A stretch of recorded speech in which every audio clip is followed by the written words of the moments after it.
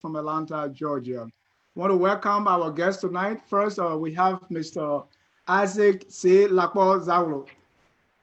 His colleagues call him a firebrand ideologue of the CDC.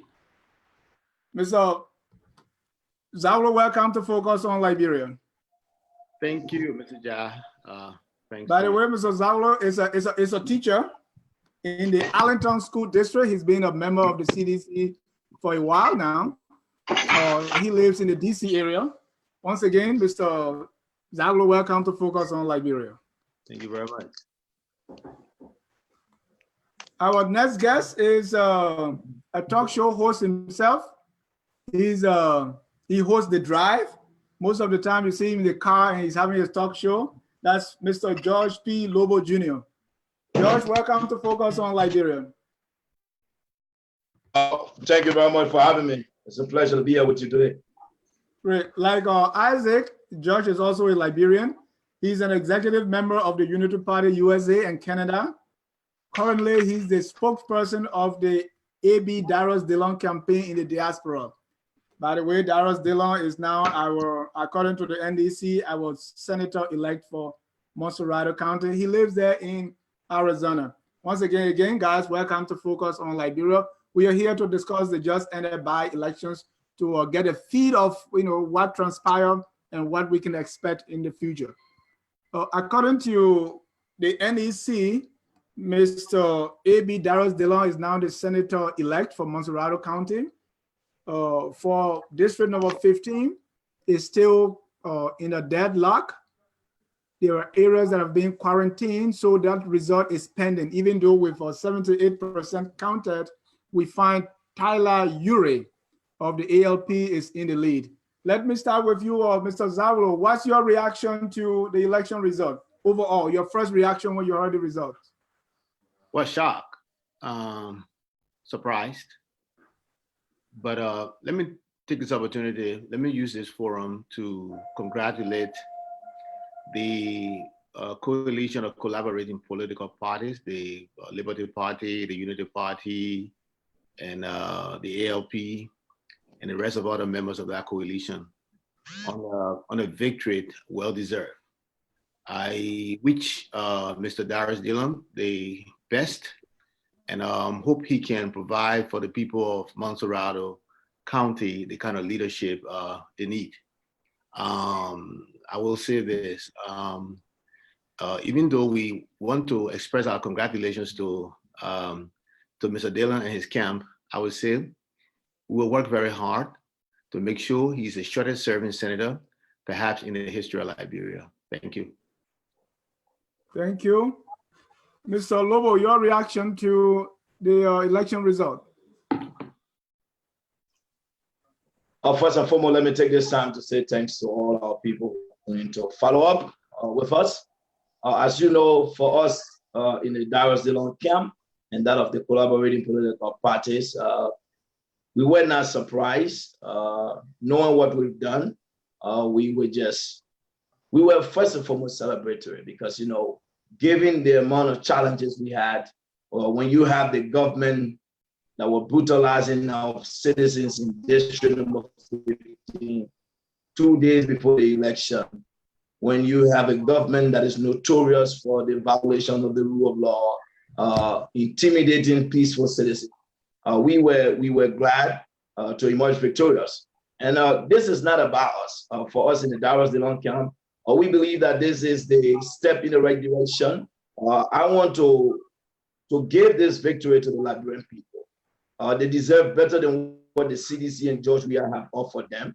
As a result of that, they came out and sent a message to the CDC and that of George Weah. The election of Abraham Darius Dillon shows that Liberians have grown, that our democracy is working, that as long as we continue to trust the process, our people know exactly what they want. Our people know good when they see good. Our people recognize evil when they know it is evil. And I think the election of Darius Dillon and subsequently Taylor Urey that will be pronounced, this is a clear indication that the Liberian people no longer have faith in the CDC government, that George Weah is not only a disappointment to the country, but he has become an embarrassment to the continent and Liberia as well. And as a result of that, the Liberian people came out. And when you have a president who has no respect for his people, or a president who, when the people gather to petition him, leaves and go out of town, I think this petition that was sent to him through Poletta, he received it. This time he received it. And we are sending another one by Abu Kamara this time. Not only that George, we have received our petition, all CDC government officials, including CDC members, received the petition. And that's how we intend to continue to petition George Weah and his government, as long as he continues to perform poorly, and as long as he continues to embarrass our country. We will not stop there until we make sure that come 2023, that will retire George Weah from politics and governance in Liberia. So we were glad, and we want to thank the Liberian people for such a decision and for their support. This is the right step, but this is just the beginning. We are now focused on Yankee County, and on behalf of Mr. DeLong and our team, we want to say thanks to all of you Liberians. We are graciously grateful for the turnout. And we want to say, Mr. DeLong will do nothing but deliver on his promises. And you guys can rest assured that we are not a party of joke. We are not a bunch of homeboys, but we are people who are dedicated and committed to transforming Liberia, and will do no such thing but deliver on our promises. Thank you. Thank you. That was a good one. And Isaac, can you respond to that before I go to my next question? Well, I just want to caution Mr. Lobbo. I think he said a lot. He wants to characterize this election as a referendum. And he indicated one thing that is very interesting to me. He indicated to me that the Liberian people know what they want. They know when they see good and how to go for it. I say this to you. In 2017, the Liberian people knew what was good and they went for it. They elected President George Weah and the CDC, the coalition of democratic change. I pray and hope that this newfound faith in the Liberian voters will be sustained, that come 2020, or come maybe a couple of months from now, when the CDC wins the victory in the by-elections in Cape Mar County, we hear the same words that Liberian people know good when they see it. Look, let me say this. The result of this election, though we're surprised, it's not unusual. You may note that during the leadership of President Salif, who won back-to-back, who won 2 times back-to-back, there were several by-elections held in Monserrato County. On none of those occasions did the ruling party win. Look, my friends in Radio Land and people who are watching on Facebook, we inherited, I wouldn't say an empty coffer. We inherited an economy that was founded on flawed principles. Yes, we knew what we were getting into.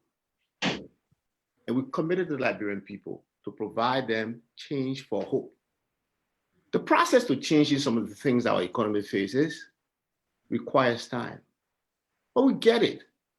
When people cannot provide the things that they want to provide for their children at 26 time, it's hard to tell them that be patient.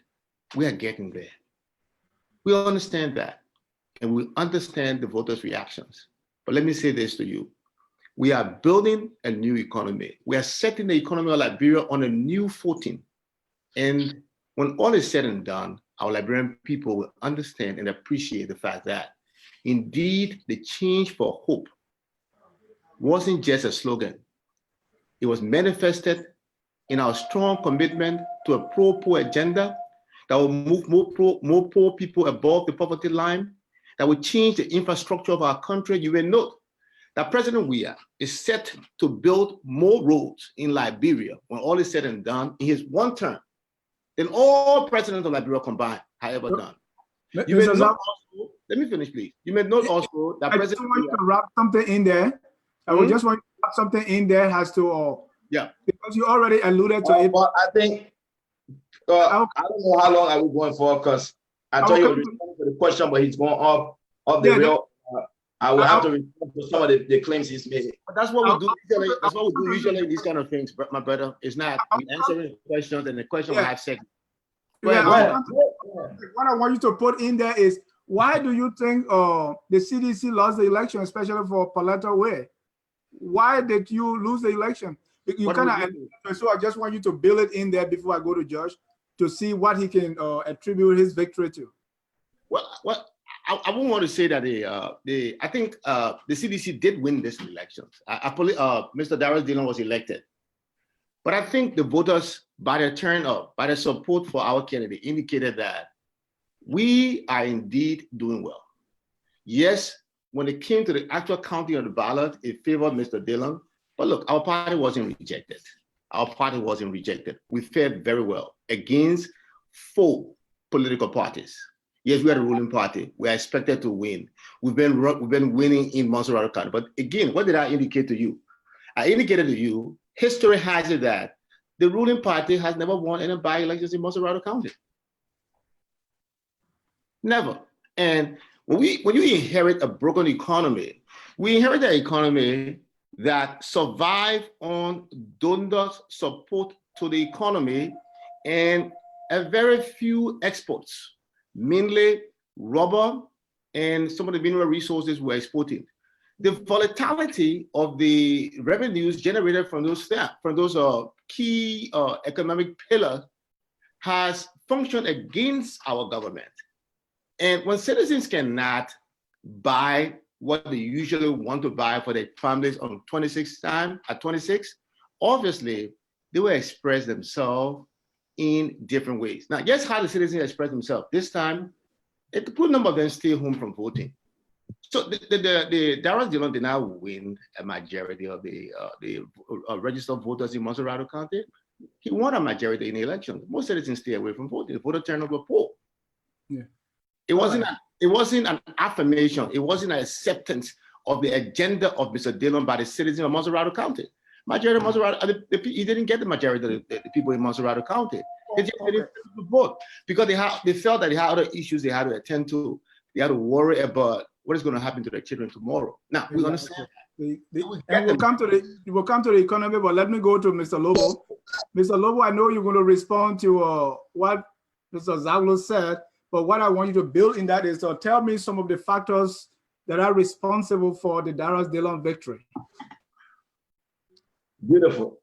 I don't know Mr. Zawolo, but let me say, sir, with respect, my expectations will be that we will come here and be credible and be honest and not spread our lies to our people. The CDC was a government elected based on lies, deceptions. We can't continue down that path. And the reputation of what got them there is what we continue today.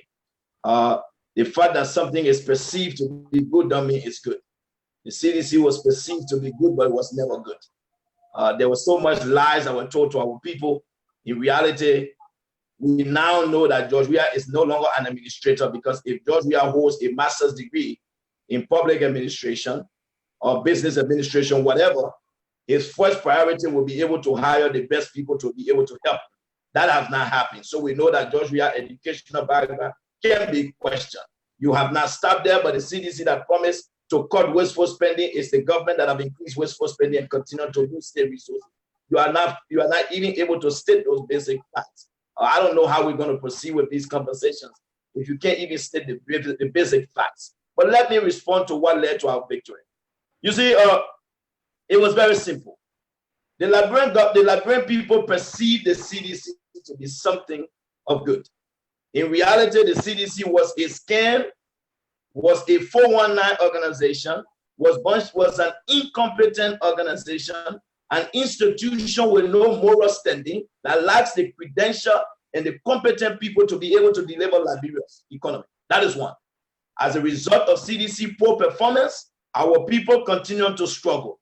You know, I listened to my friends say, with the economy they inherited.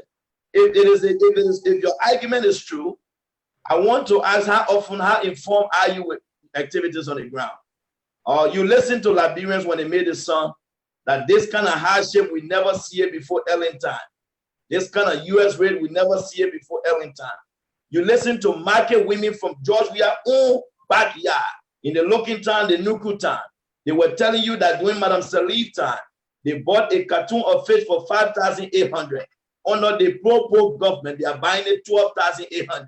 And for you to come and sit here today and begin to tell us that you inherited a difficult economy, I find that so mind-baffling and so funny for me that I can't hold back but to laugh. But once again, I'm here to educate and inform our people. These are the lies and deception from the CDC that continue to expose you guys' disability to perform. You see, Mr. Dillon took a campaign out there very simple. Mr. Dillon told the Liberian people that if you believe your life is better today, vote for the CDC candidate. We even campaigned for CDC. We told the Liberian people, if you believe that Georgia have done enough to reduce the US rate, vote for CDC. If you believe that your parents are taking pay on time, vote the CDC. If you believe that Liberia have the international accreditation that we had a few years ago, vote the CDC. We campaigned for you, but the Liberian people rejected you because you were nothing but deceptive and full of lies. So the reason it was easier for us to defeat the CDC is because the Liberian people came to the realization that in as much as they were dreaming and voted for something, they had to correct this wrong before it gets too late. So the notion that someone inherited a broken and empty compass is a lie. And I want to be very clear here today. Why it's true, I'll be a professional, but I will call out a lie when I see a lie. And I will call out a spade when I see a spade. I will call out a scam when I see one. And let me help let me say this today. I listened to him saying they inherited an empty coffers. I don't know what you refer to as empty coffers, because if your analysis are right, then let's set the history. When the party government took over Liberia in 2006, Liberia National Reserve was $6.5 million. When you inherited Liberia on January 22nd, 2018, our reserve was $154.8 million. So I want you to do the math for yourself. I'm glad that you said you are a teacher. I want you to do that math and see who inherited Liberia with empty coffers. When we took over Liberia in 2006, our national budget was $80 million. When we gave the government to you people, we gave you the government with a budget of $530 million. And you squander it. When we gave you the government in 2018, we gave you a government that was dedicated to improving the livelihood of our people. We left projects for you. We have done everything that it takes to get a country running. We have restored Liberia to a functioning democratic society. And let me help you again. Prior to us leaving Liberia and handing it over to you, our Liberian National Police was ranked number two in West Africa. They were ranked number 17 on the continent of Africa for professionalism and protection for the rule of law. Ever since you took over, the Liberian National Police have been used in vandalizing and brutalizing peaceful citizens. Liberian National Police under the CDC-led government have made Liberians' life a lot difficult. So with all this fear that our people live in, this is why you lost the election. Not only that, Pauletta Weah had no message. The CDC government of Georgia have zero accomplishment. Let me conclude on the issue of roads. He may mention here that President George Weah will build more roads in one term when he leaves office than any president. You are a teacher, sir.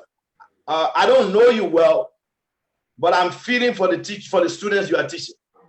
I'm thinking about them. Because Madam Ellen Johnson said he paved 700 kilometers of road. If we did an average of 12 years, it would be 58.33 per year. George Weah paved less than 10 kilometers road. I will average it and say 10 kilometers. If George Weah will pave 10 kilometers every year, that means over the course of 6 years, he will pave 60 kilometers. So that means Ellen 6 years, she paved 350. George Weah paved 600. I don't know, 60. I don't know what math you're doing, but you need to go back and revisit your math.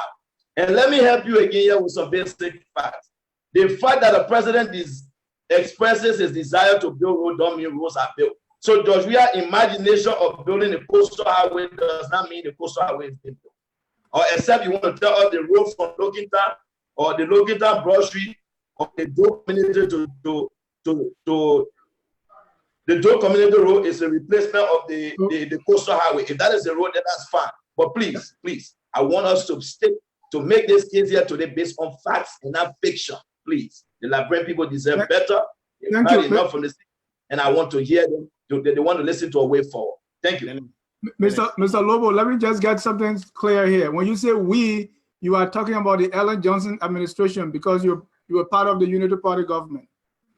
Yeah, I am a Unity Party member. Okay, so I just want to get that clarification.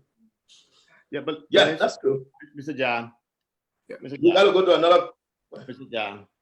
Yeah.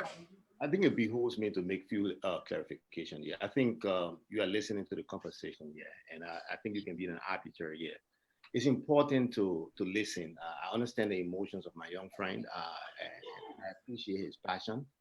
I will encourage him to be more respectful in our conversation because this is something that our country lacks now. We must disagree. We must disagree in a very civil manner. We must show respect and deference for each other, even when we are on the other side. We also must be able to listen carefully so that we understand the facts. When I prefaced my previous statement, I clearly indicated to you that let's set aside the issue of empty coffers. Let's focus on the fact that Liberian economy was platform of flawed foundation. That was the premise of my statement. I did not go to even talk about empty coffers, and I think you can clarify that for him. I equally also want to also say that when we ask other people to speak on the facts, we should also hold ourselves responsible to speak on the facts. If you could play back, if we had the capability to play back, you will see the flexibility in the use of facts by Mr. Lobbo. At one point, he talked about somebody building 650 miles of road. At another time, he talked about building 350 miles of road. At one point, he talked about George, we are having built only 10 miles of road. Then he is questioning me, my own integrity in terms of providing the facts. I think the facts are out there. The facts are out there, but how many miles of roads have been built? And he should also keenly listen to what I'm saying. I said it's on pace to build. He tried to do the mathematics, but because the mathematics couldn't hold, he tried to adjust his figures from 650 to 350. Okay. No. Let me hold on now. Don't misquote my statement. Let me help you. Let me clarify now. You are misrepresenting me. Can I be fact? Here's what it is looking for. Can I make clarification on that? Mr. Jai is the one moderating this thing. I don't think he expects you to be interrupting me when I'm speaking. I want you to be a little bit. Let him finish, Mr. Lobo. Okay, when you do. But let me do this then. Okay, go ahead. He has a lot of energy, so I'll pause for him to come in. No, I need to make clarification. Go ahead. He's going to do several things here. I wanted this discussion to be civil and very respectful. I want to keep it that way. I would use this as an opportunity for a teaching moment. He already questioned my teaching credentials. So as a teacher, when a student consistently try to put his hand up, when you told them repeatedly to listen and let you be done, you gave them the chance to speak. Mr. Lobo, go ahead and speak. Okay, just because you misrepresent what I said, you said we are first is on pace to build more roads. First term is a 6 year term. If you divide 700 by 2, it's 350, sir. All right? If you divide 700 by 12, it's 58.33. So my math was not wrong. So the reason why I brought it to 350, I was trying to let you know that in 6 years, which is his one term, now he should build 350 kilometers. So if you didn't get that map, that's what I meant. Okay. And let me be very frank when it comes to, no, let me finish now. You asked me, you made some statement, let me make clear on it. You talk about the economy and talk about the context in which you spoke. Mr. Lobo, 1 second now. Mr. Lobo, since you made that clarification, can he continue? Okay, let him continue. I will continue to make clarification if you misrepresent me. Go ahead. But I think Mr. Jai will set the rules for this discussion, Mr. Lobo. So let me continue. When Mr. Lobo spoke earlier, he talked about this government has no accomplishment. It depends on what you call accomplishment. Look, I'm deeply involved with activities in Liberia. A few years ago, I visited Liberia. But prior to visiting Liberia, I had sent about 1,200 United States dollars to cover the WAS fees for students at the Langolepe High School in Kakatama-Gibi County who could not afford to pay for it. I was in Liberia around about November, and I saw the students gathering. I saw that they were going to the CDC compound almost every day, almost visiting every other office possible to be able to raise this money to pay the WAS fees. This government came into power and said, look, The burden of payment of such fee is the government's, and they acted on it and they continue to act on it. I graduated from the University of Liberia. I went to school, I went to college with many people who walked all the way from Claratown, some of them from Newtown and Logan Town, to classes on the University of Liberia Capitol Hill campus. They couldn't even afford a bus ride to come to school.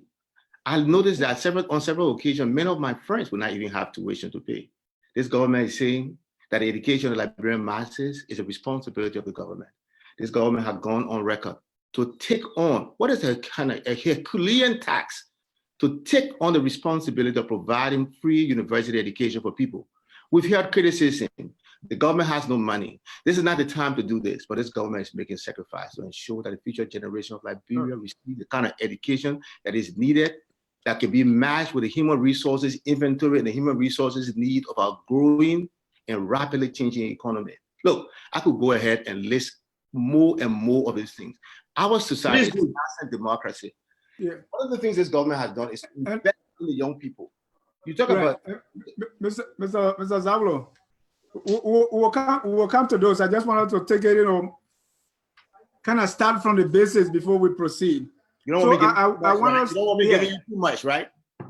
No, we'll get there. Okay, We'll get there. But I want, because every election we have issues. What we are noticing is sometimes, so let me start with, let's discuss what were some of the issues of these elections, or was it just opposition versus the ruling party?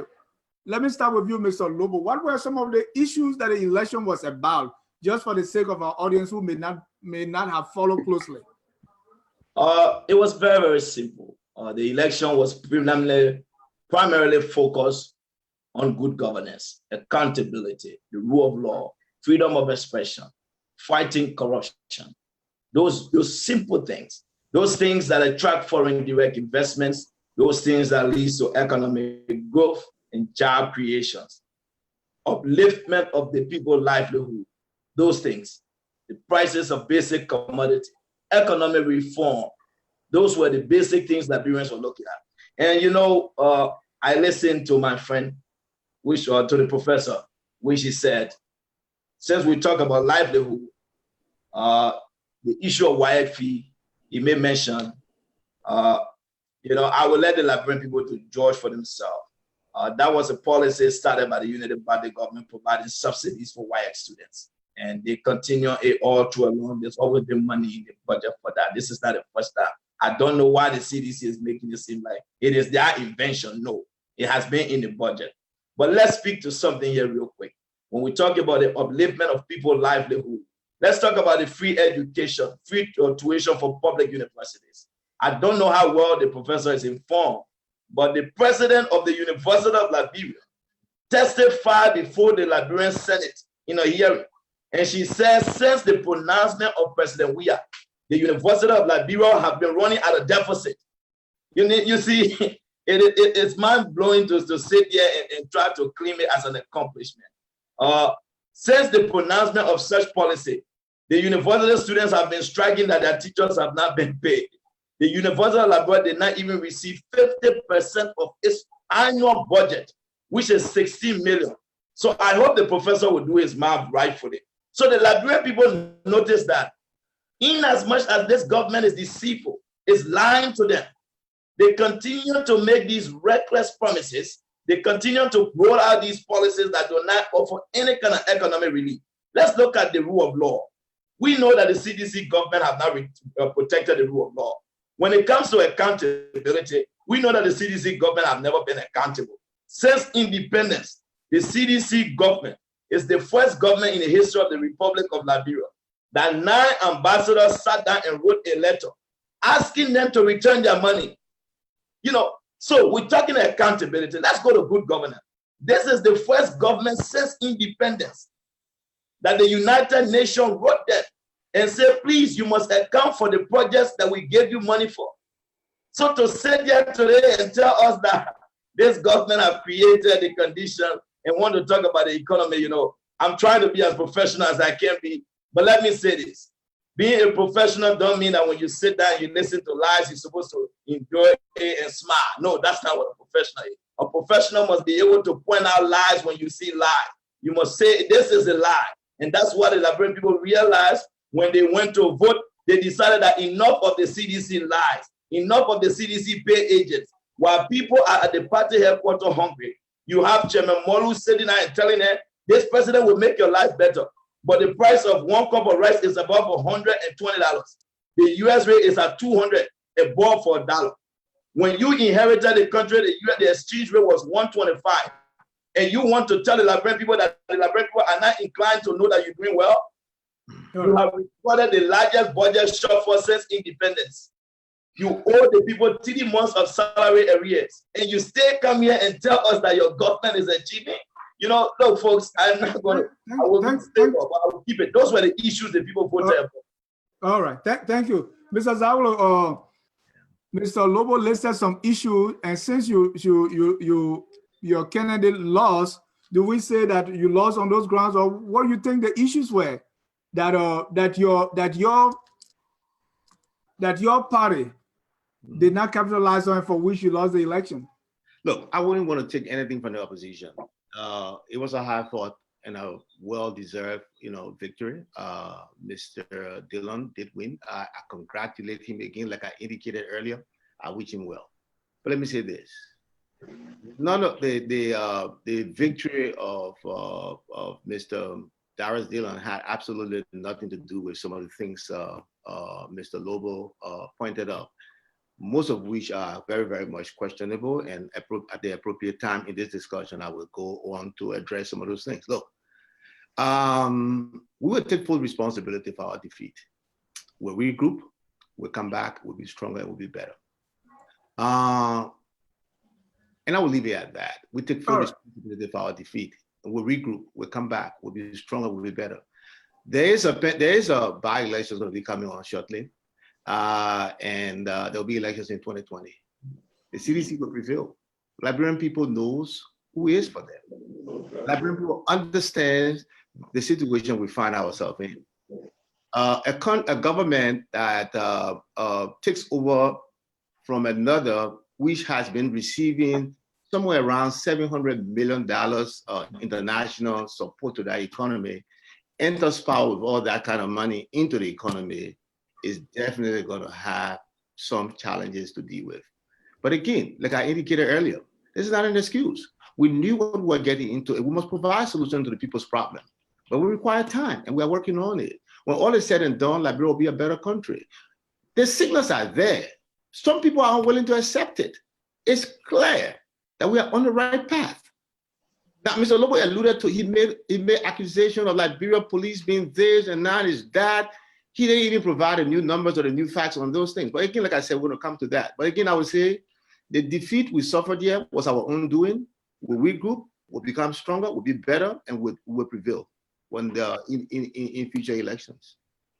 Thank you. One thing I observed in this, the just ended election is the 2 forerunners in the election, or the 4 of them, were kind of known even before the election started, even before they uttered a word, which I believe did not even give a fighting chance to other contestants.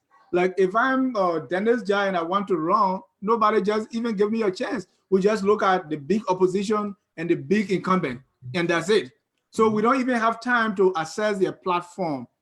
I mean, my thing is, do platforms and ideologies in the election matter anymore, or we just look at faces and who's behind who? Mr. Lobbo.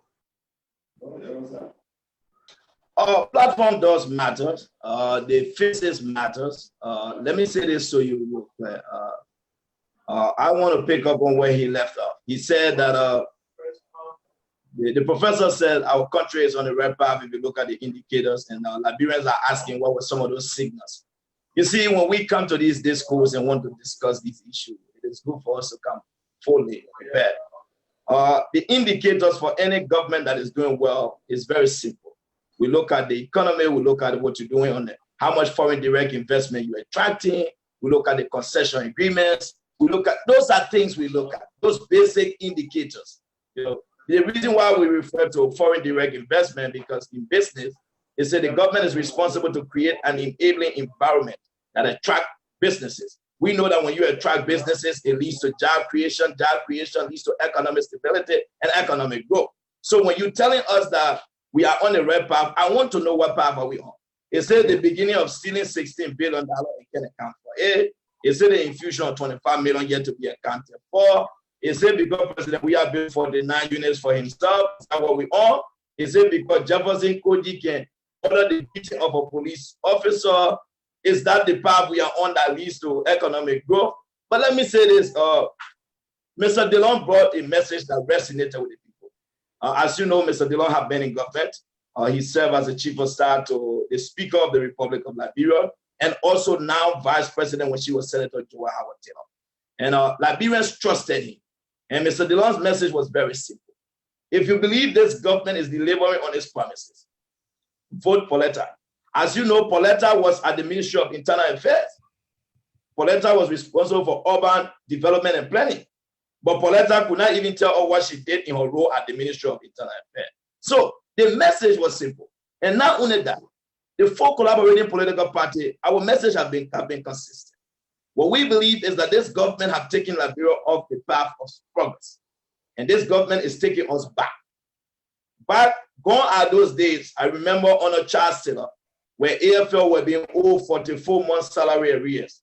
Under Madam Ellen Johnson said Liberians did not experience this.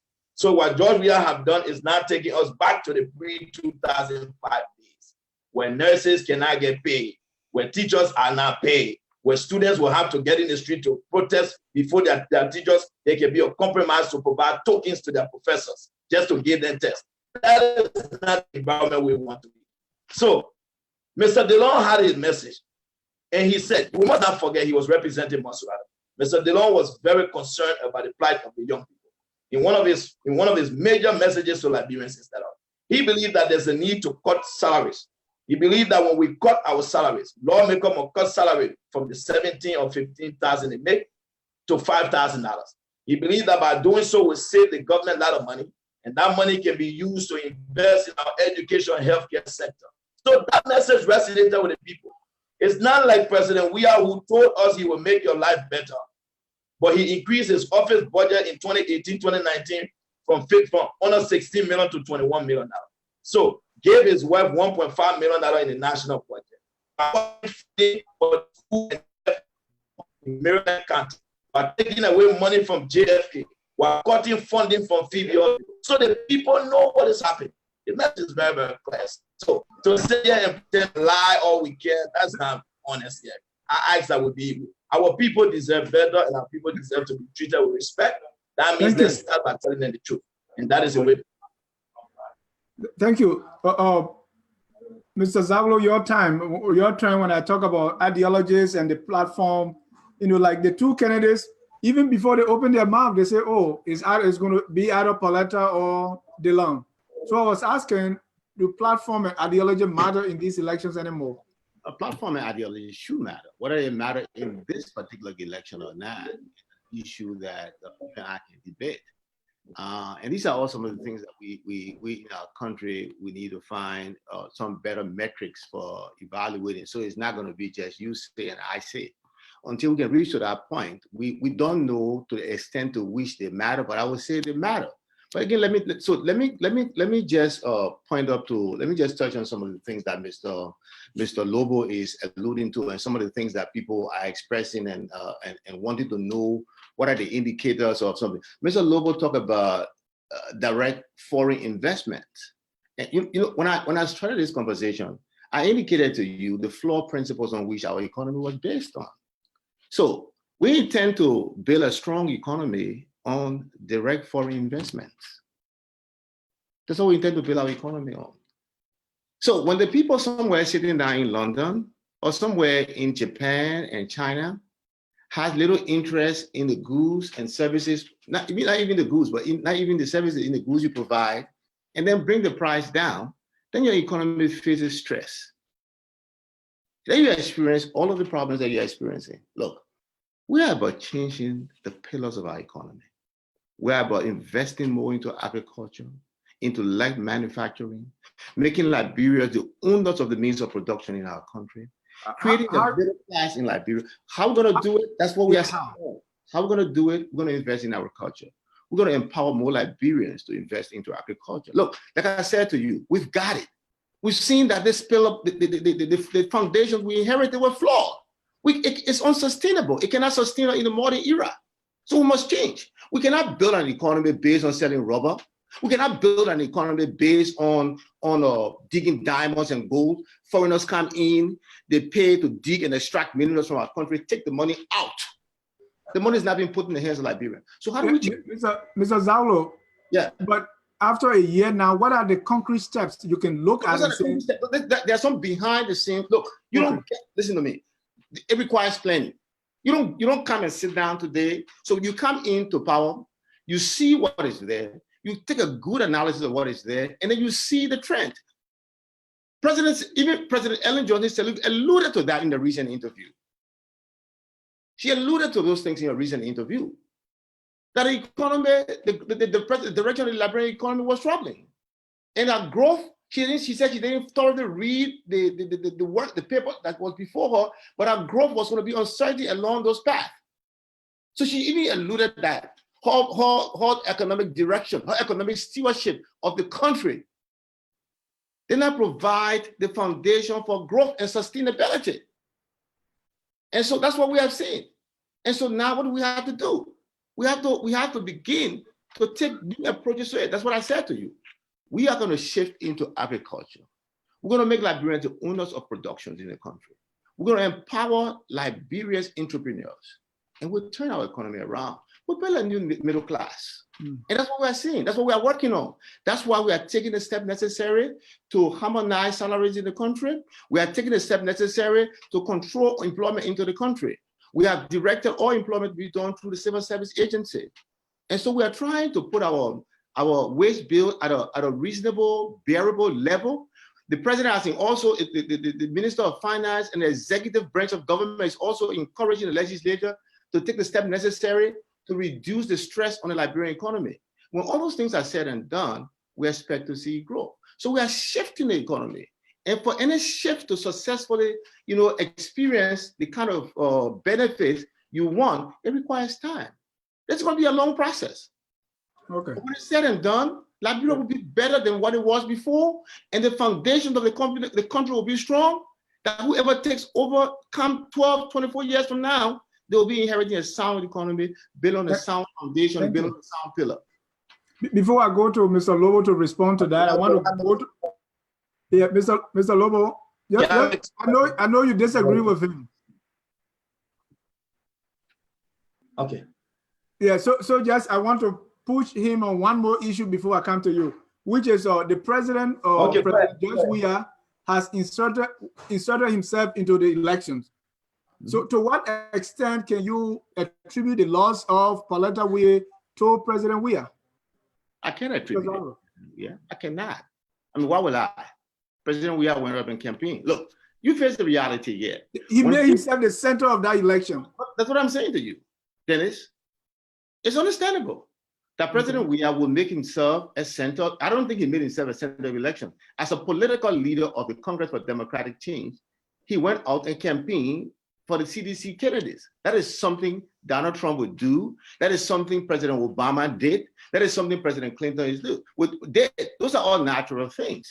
All right. And so there's nothing wrong. He did it. Now, can you use that to say that it's an indictment of his leadership and that because the candidate he supported didn't win, so that means he's failing also? Obviously not. Could some people say so? Yes, some will say.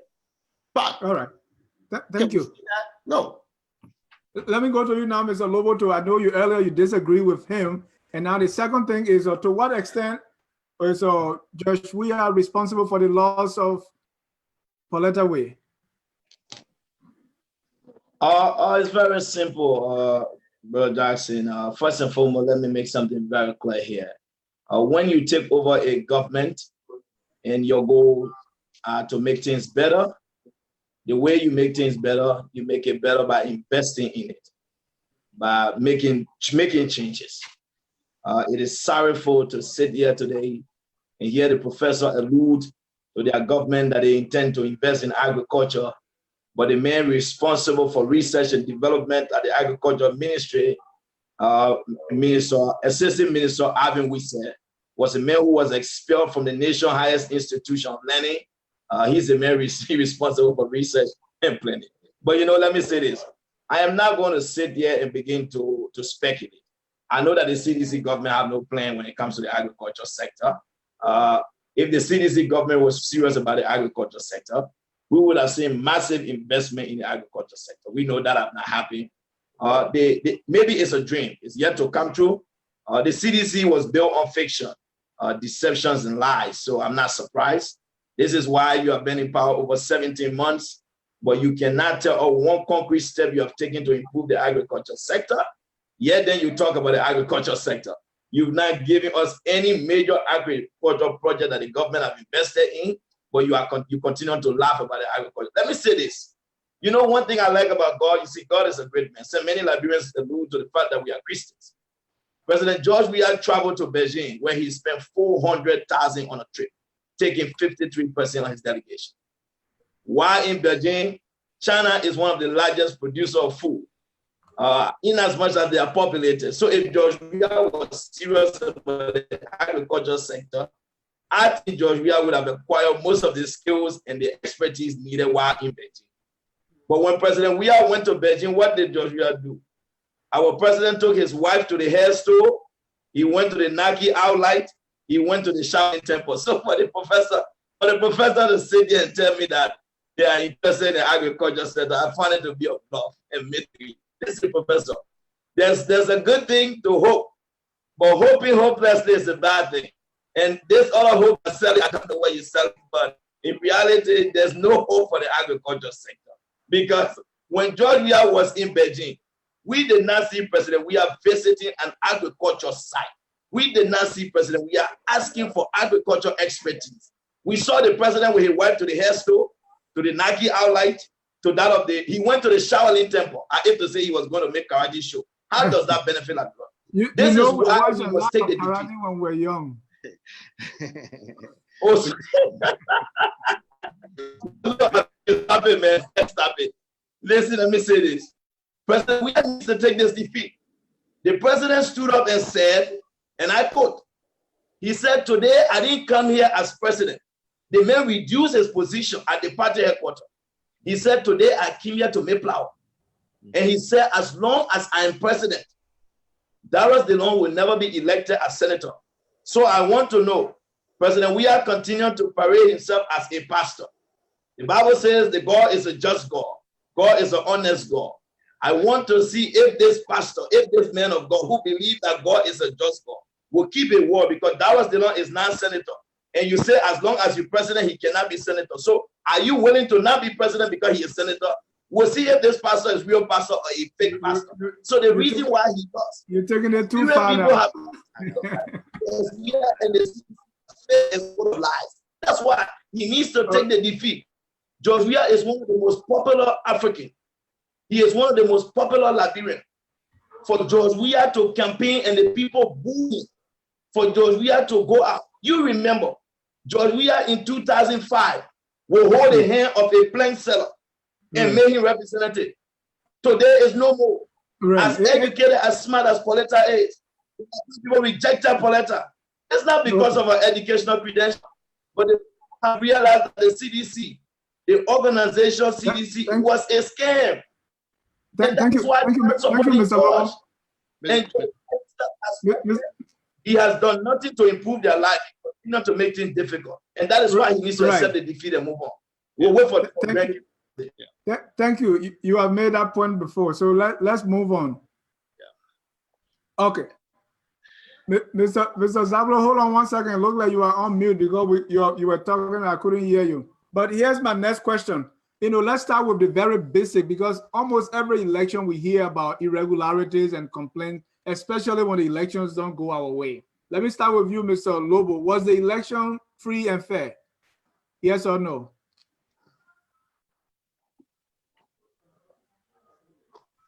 Listen, I do not answer yes or no questions because in every election, there will be malpractices, there will be challenges. In this election, we know now there have been polling centers that have been quarantined. So I can't say yes to that when I know there's an ongoing investigation. that won't be a fair answer to give you. But I believe so far, the election was peaceful. Liberians turned out to vote, and we are asking the National Election Commission to provide for us a free, fair, and transparent election by giving a result and let the will of the people in District 15 prevail. And since we're talking election, let me say this. The reason why I'm not speaking on it, in District 15, the National Election Commission said that 100% of the senatorial election results have been tallied, right? Now I'm asking NEC, if you said 100% of the senatorial election, right? District 15 people voted for the senators. So why is it we can't get a result from District 15? But didn't they explain it? All right. Is District 15 in Monserrate? So, Mr. Lobbo, for the senatorial election, in your view, was it free, fair, and transparent? Yes. All right. Let me go to you too, Mr. Zawolo, about free, fair, and transparent election. Was that the case? Obviously, the elections were free, fair, and transparent. But let me just help my young brother again with something very important. I'm not a representative of NEC, neither do I speak for them. Neither am I one of the most enthusiastic person, Commissioner Kokoya. I think it's about time he does the right thing to step aside, and the new leadership takes over NEC. For the elections in a county, for the result to take this long to be released, I think it raises a lot of questions about the competence of those people who are managing election commission.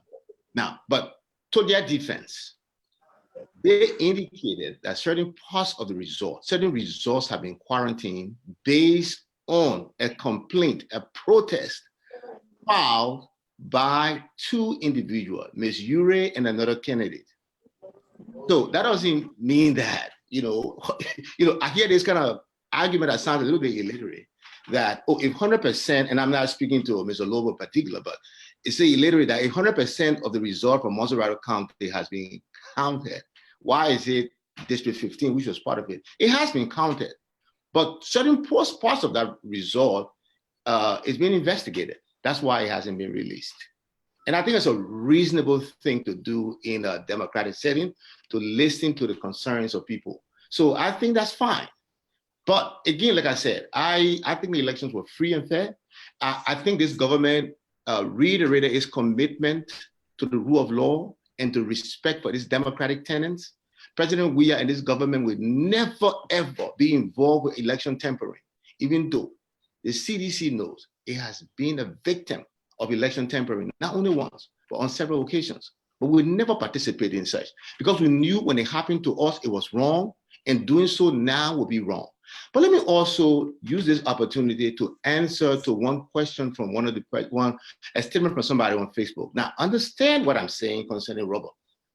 In the world we live in today, synthetic rubber is gradually replacing the rubber that we are producing and selling. So the price of rubber is gradually decreasing on the world market.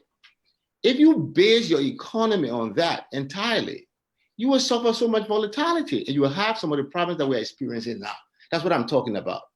Civilized countries, new and emerging democracies all over the world, you take Rwanda, you take Ghana, they're now platforming their economy on two basic commodities. They are engaging in raw material production, they are engaging in value added, they are engaging in services also. So we got to change our economy, we got to diversify it, so it just doesn't depend on the extractive industries or cash crops. That's all I'm saying.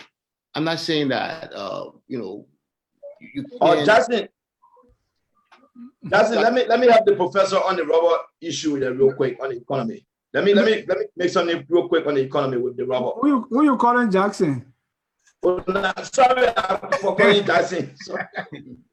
All right, no, you got too much energy. You got too much energy. Let's hold on a bit. I want to bring in my audience, ladies and gentlemen. If you are just joining us, this is Focus on Liberia. We are broadcasting from Atlanta, Georgia. Our topic tonight is on the just ended 2019 by-elections in Monserrate County. Representing the Darius Dillon campaign as the spokesman is Mr. George Lobbo, who is joining us from Arizona. And we have Professor Isaac C. Zawolo, who is a permanent citizen, or they call him a firebrand ideologue of the CDC. So, gentlemen, again, we want to thank you for coming. And you said you want to talk about, and in a few minutes, I will be bringing in our audience to make some comments. But I want us to go to the Tyler Urey elections. But make your comments, then we can go to Tyler, the District 15 elections. Yeah. Let me clear this out real quick. Right? I heard him on 3 different occasions talk about the economy and rubber. Here's what needs to happen, sir. The notion of exporting rubber is not bad. Liberia in the past have thrived on it.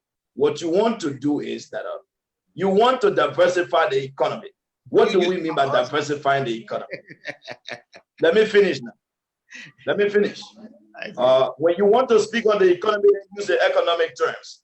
You cannot want to, if you want to talk about the medical sector, then use the medical language. So here's what I'm saying. When I talk about diversifying the economy, that means the government find other avenues to expand the economy, create jobs. The issue of rubber, exporting rubber, is not bad for our economy. What we have not done in the past is adding value to our finished goods. What do I mean by that? We need to find ways to say, how can we build factories to be able to produce something that people can consume? Let's forget about exporting first. In Liberia, we use rubber bowl, we use rubber top, we use those things, those basic things that we import from Africa. Can we produce them in Liberia so that we create jobs for our people? So that is the productive sector of the economy. But when we talk about diversifying the economy, we just can't look at rubber is not the exporting sector of it is not just it. We need to look at other avenues. This is why people have been recommending to the CDC-led government of the agriculture sector, the tourism sector, even in services. We can still provide for Singapore is the capital city for economic services. Rwanda is turning into it. Rwanda don't have minerals like that. So it does not mean you have to be smart as a government.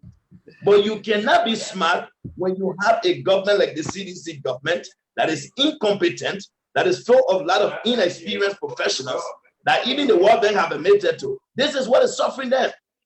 This is why they're recording the largest budget shortfall. They do not have ideas. They see the problem with CDC is lack of ideas to grow the economy. That's it.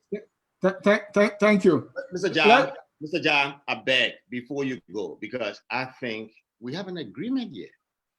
I see Mr. Lobbo is kind of rephrasing what I just said. And Mr. John, you can allude to that. I talk about diversifying the economy. I just replied to somebody on Facebook who were talking about services. Those are the things I alluded to, diversifying our economy. But here's the thing, Mr. Lobbo, according to him, is a member of the Unity Party. The Unity Party government was in power for 12 years. They didn't even talk about some of the things I'm talking to you about today. I'm talking about us changing the pillars of our economy so that we're not be entirely based on just the export of rubber. But we can do things with different things. And we're also talking about the service economy, the service aspect of our economy. So, Mr. Lobbo, I think we come to some agreement. You are alluding to some of the things that we in the CDC are thinking about, we are working on, that your previous government, the government of British Ellen Johnson Sirleaf, was in power for 12 years. Right. She didn't change the rubber industry. She didn't, look, you talk about Singapore and the rest of it. I will tell you that some of us are working on now, thinking about moving businesses like Hewlett Packard to Liberia. They engage in the accounting business because the accounting system in Liberia is much similar to the accounting system in the United States. Your government didn't think about that. We are the ones thinking about bringing those things to the country. Right. We're changing, finding new ways of creating jobs in the country. And we are working on that. We inherited a broken, a flawed economic foundation, and we are changing it. We could not change it overnight. It requires, somebody just asked me that if we want to engage in services, in providing services to the world, we need training. So we got to improve our universities. All right. Provide more training for our people. You can't take rubber processing company to Liberia to engage in some of the kind of things that you want to get into rubber if you don't have the trained people to work on those industries. You have 12 years to do it. Yeah, and that's what I'm coming to. Let me just come to, because this is an ongoing discussion about what Ellen did not do or what, Judge, we are supposed to change. And most of the time, what I found is we say it on both sides when it is convenient. So when it is convenient for the ruling party, they say, well, Ellen did it and you didn't say a thing. In fact, we have inherited this broken economy from Ellen. When it's convenient for the opposition, they say, oh, this thing, we never used to see this Ellen time. In other words, Ellen days were the golden days, were better than these days now. So Ellen, is it a fair game for us to bring Ellen into our political discussion when it comes to what the CDC is doing or not doing and vice versa? You coming to me? Yeah. Look, because when it's time you say, oh, when Ellen did it, you didn't talk. Why are you talking now? When it comes to the opposite, that has been the continuous or trading spot. I won't do so. And CDCs wouldn't do so. Here's what we're going to say. We're going to talk about the opportunities that the former government had that were missed. And I can draw a parallel between the opportunities in Liberia and the opportunities in Rwanda. Ellen Johnson Sirleaf had 12 years. President Kagame in Rwanda, I think he's been there for maybe close to 18 or 17 years. They entered government, give and take with 3 years, 4 years, 5 years difference between them. The world invested in those two economies. In 15 years, go and see what's going on in Rwanda and see what transpired in Liberia after 12 years. Our kids were still failing WAEC examination en masse. 12 years, we're failing WAEC examination en masse. The president remarked, our national educational system is a mess, and went to sleep. Did nothing. This government came in and said, this is unacceptable. Liberian kids are no worse than kids in the West African region. Guess what's happening now in the world? In Cameroon, they are celebrating the success of Liberian children this year. Thanks to President George Manneh, we are investment in the education in Liberia for just even 1 year. He did one thing. Javier Cosmetic, he decided to invest over $300,000 into preparation of Liberian students for an exam that he believed they would do well in. And then besides that, he cut the time they spent going around Monrovia looking for people to pay for their fees. He cut that time away, and he allowed them to dedicate that time to learning. Now, so you think about where we are today, given the 12 years of international community spending millions and millions of dollars on Liberia, and where Rwanda is today with similar investments. Now, but let me say this. President Sirleaf played a very important role in our history. She provided for a democratic transition. She kept the peace, and we respect and honor her for that. She left a legacy that some of us, happy that we are in the opposition, will continue to respect. But now we are moving forward. We inherited from her a flawed economy, and now we are changing the pillars of our economy. We are we are diversifying our economy. It requires time for us to set all of our pillars so that our economy can be well-grounded.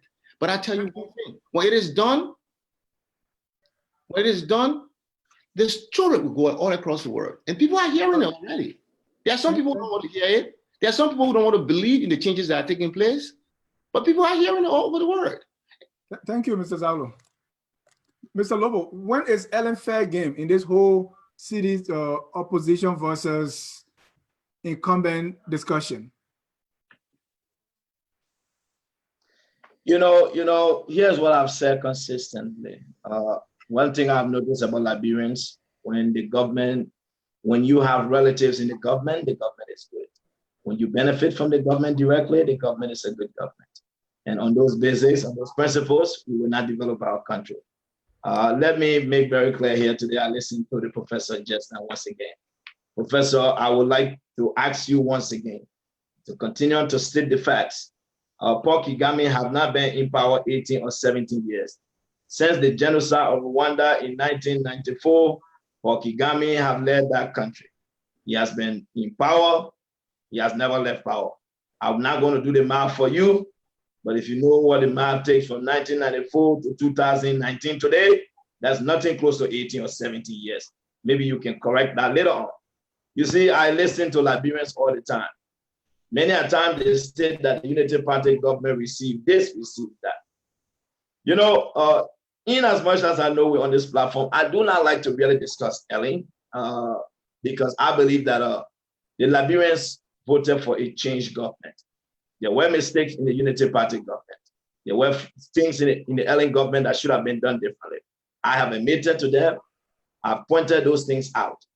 What is funny and I find amazing is to see people from the changed government pointing at the same things that happened in the past that they said were wrong as a justification for their poor performance.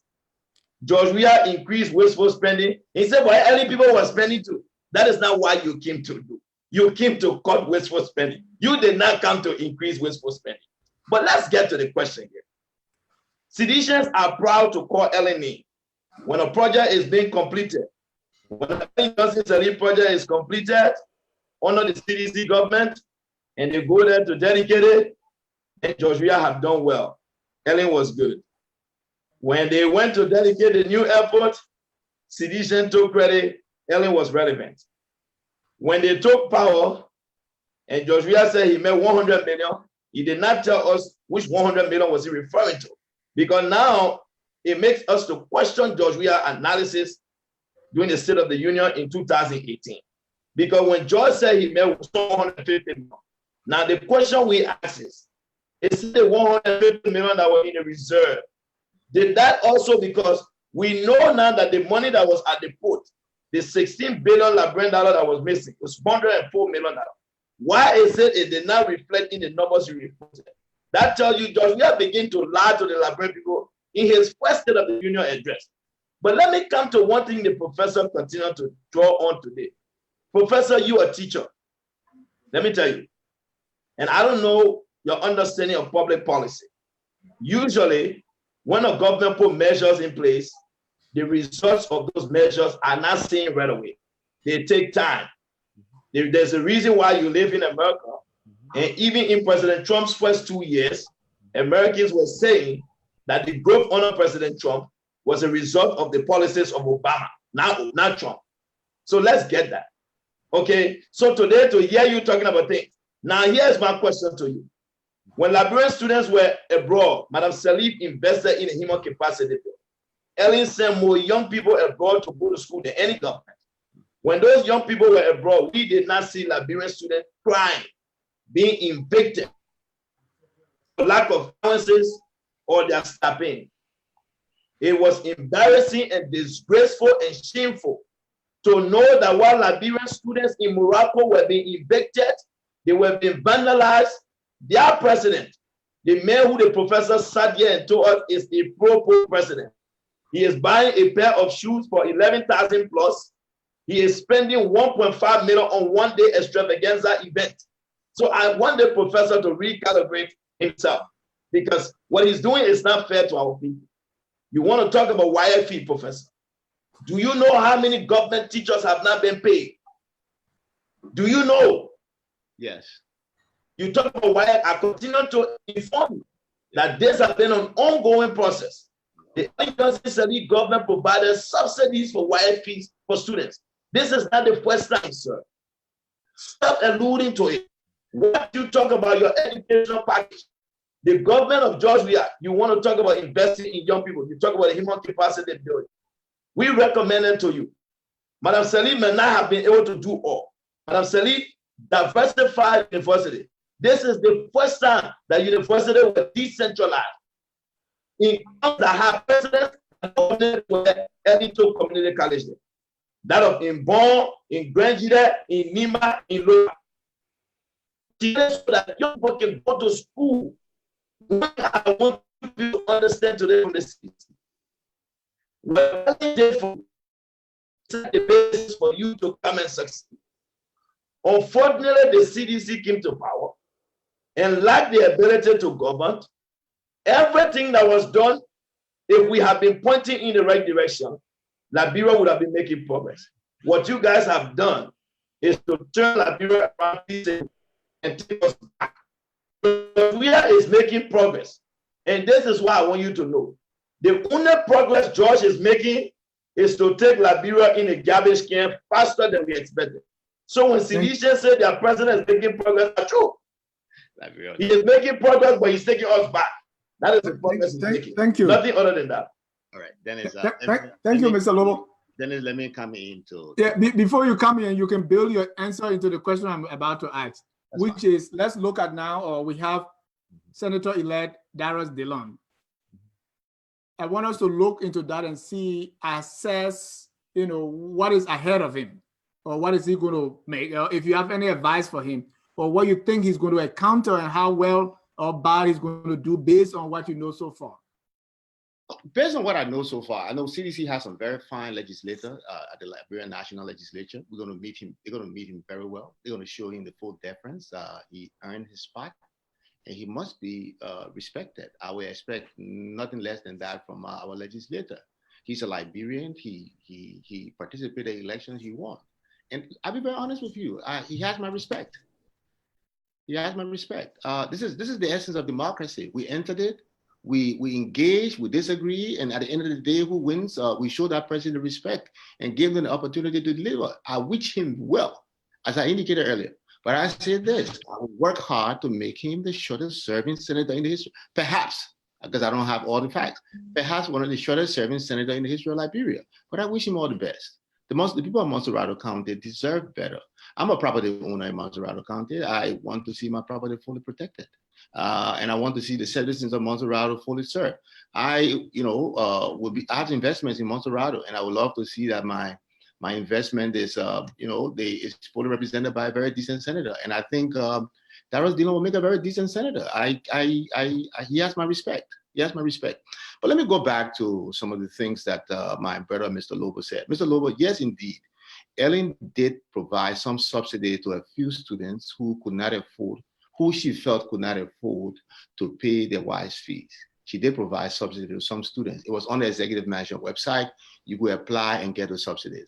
That's not what we are talking about. We are talking about mandatory payment of all fees associated with WISE exam for all students in Liberia. So no government had done it in the past. This is the first government to do it. And we must give this government the credit. Now you talk about policies spilling over, the effects and the benefits of policies spilling over. Well, Madam Salif, Ministry of Education had basically no policy when it came to secondary education in Liberia. There was none.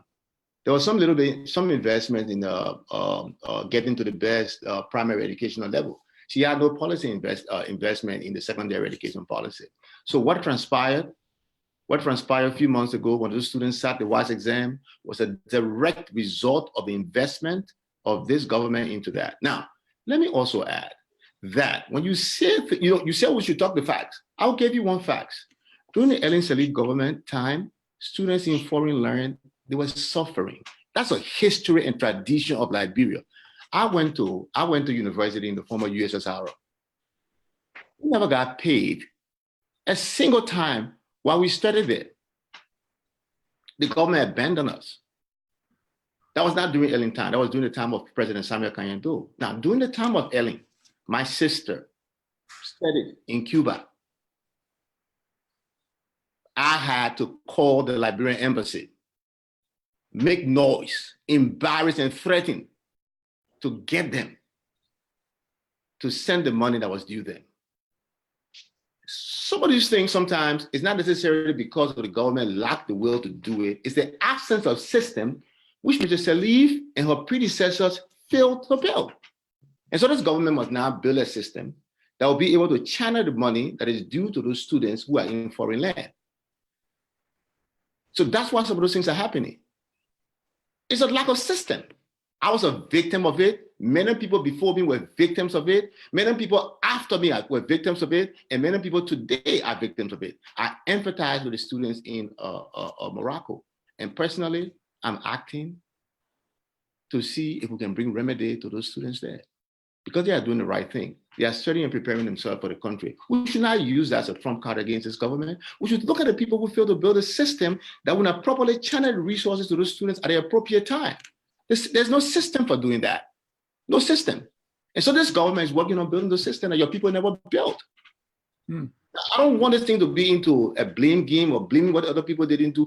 Mrs. Salif had her hands full. She had a lot of things she was supposed to do, and she accomplished some of them. And there were some of them she did not accomplish. She has my respect. But I'm saying that some of the things that we're experiencing is based on the fact that they were not attended to in the past. And so now we as government must take care of them. We're not going to run away from our responsibility. We'll take care of them. The issue of the students in Morocco will be resolved. Yeah, and we hope it is resolved as quickly as possible. I agree. Mr. Lobbo, your assessment of the role ahead of Dillon, of Senator-elect Dillon, and also within less than a year, he's going to be, facing re-election again. I don't know if you can still sustain that momentum. First and foremost, I'm finding it difficult to all of the statements and comments the professor is making here today. They seem not just far from the truth, but they don't even resemble anything close to the truth. Liberians will watch us here today. And one thing I've said, Liberians will learn, will know the honest people that speak the truth. We saw Ellen in power for 12 years. There's never in the history, the entire 12 years, that we saw Liberian students were evicted. The professor must accept it and stop giving false stories here. You have no power to call any embassy to give money. If they did it, it's because they knew that Madam Sevi would not have it tolerated. Either the money was made available and someone did not give it. That's why when you spoke on it, they did it. So don't make it seem like you. Because you know what, if I was to sit there to call names, I can name you students that went to Yale University that cost government 100,000. And those guys, they will say, there was not a single day they did not get their stipend. I know students that went to Penn State. I can name Georgetown. So stop those kids, stop it, just stop. And the issue of system, sir, the CDC-led government have been in power for 1 year, 7 months. You need to desist from there. Stop making excuses now. It is clear the Liberian people know that you people have nothing to offer. Telling them here today that your bill system reminds me about President Weah's speech. My government will introduce. My government is going to introduce. My government plan to introduce. My government will adapt. That is all we hear in these speeches from the seats. And that is empty. It's not nothing. Let me say this to Mr. Dillon. I know Mr. Dillon will be contesting in 2020. The good thing about it, he has an opportunity now to prove himself right and to show to the Liberian people that he's worthy of their trust. I believed in him. I trusted him. I trust his judgment. So I supported him.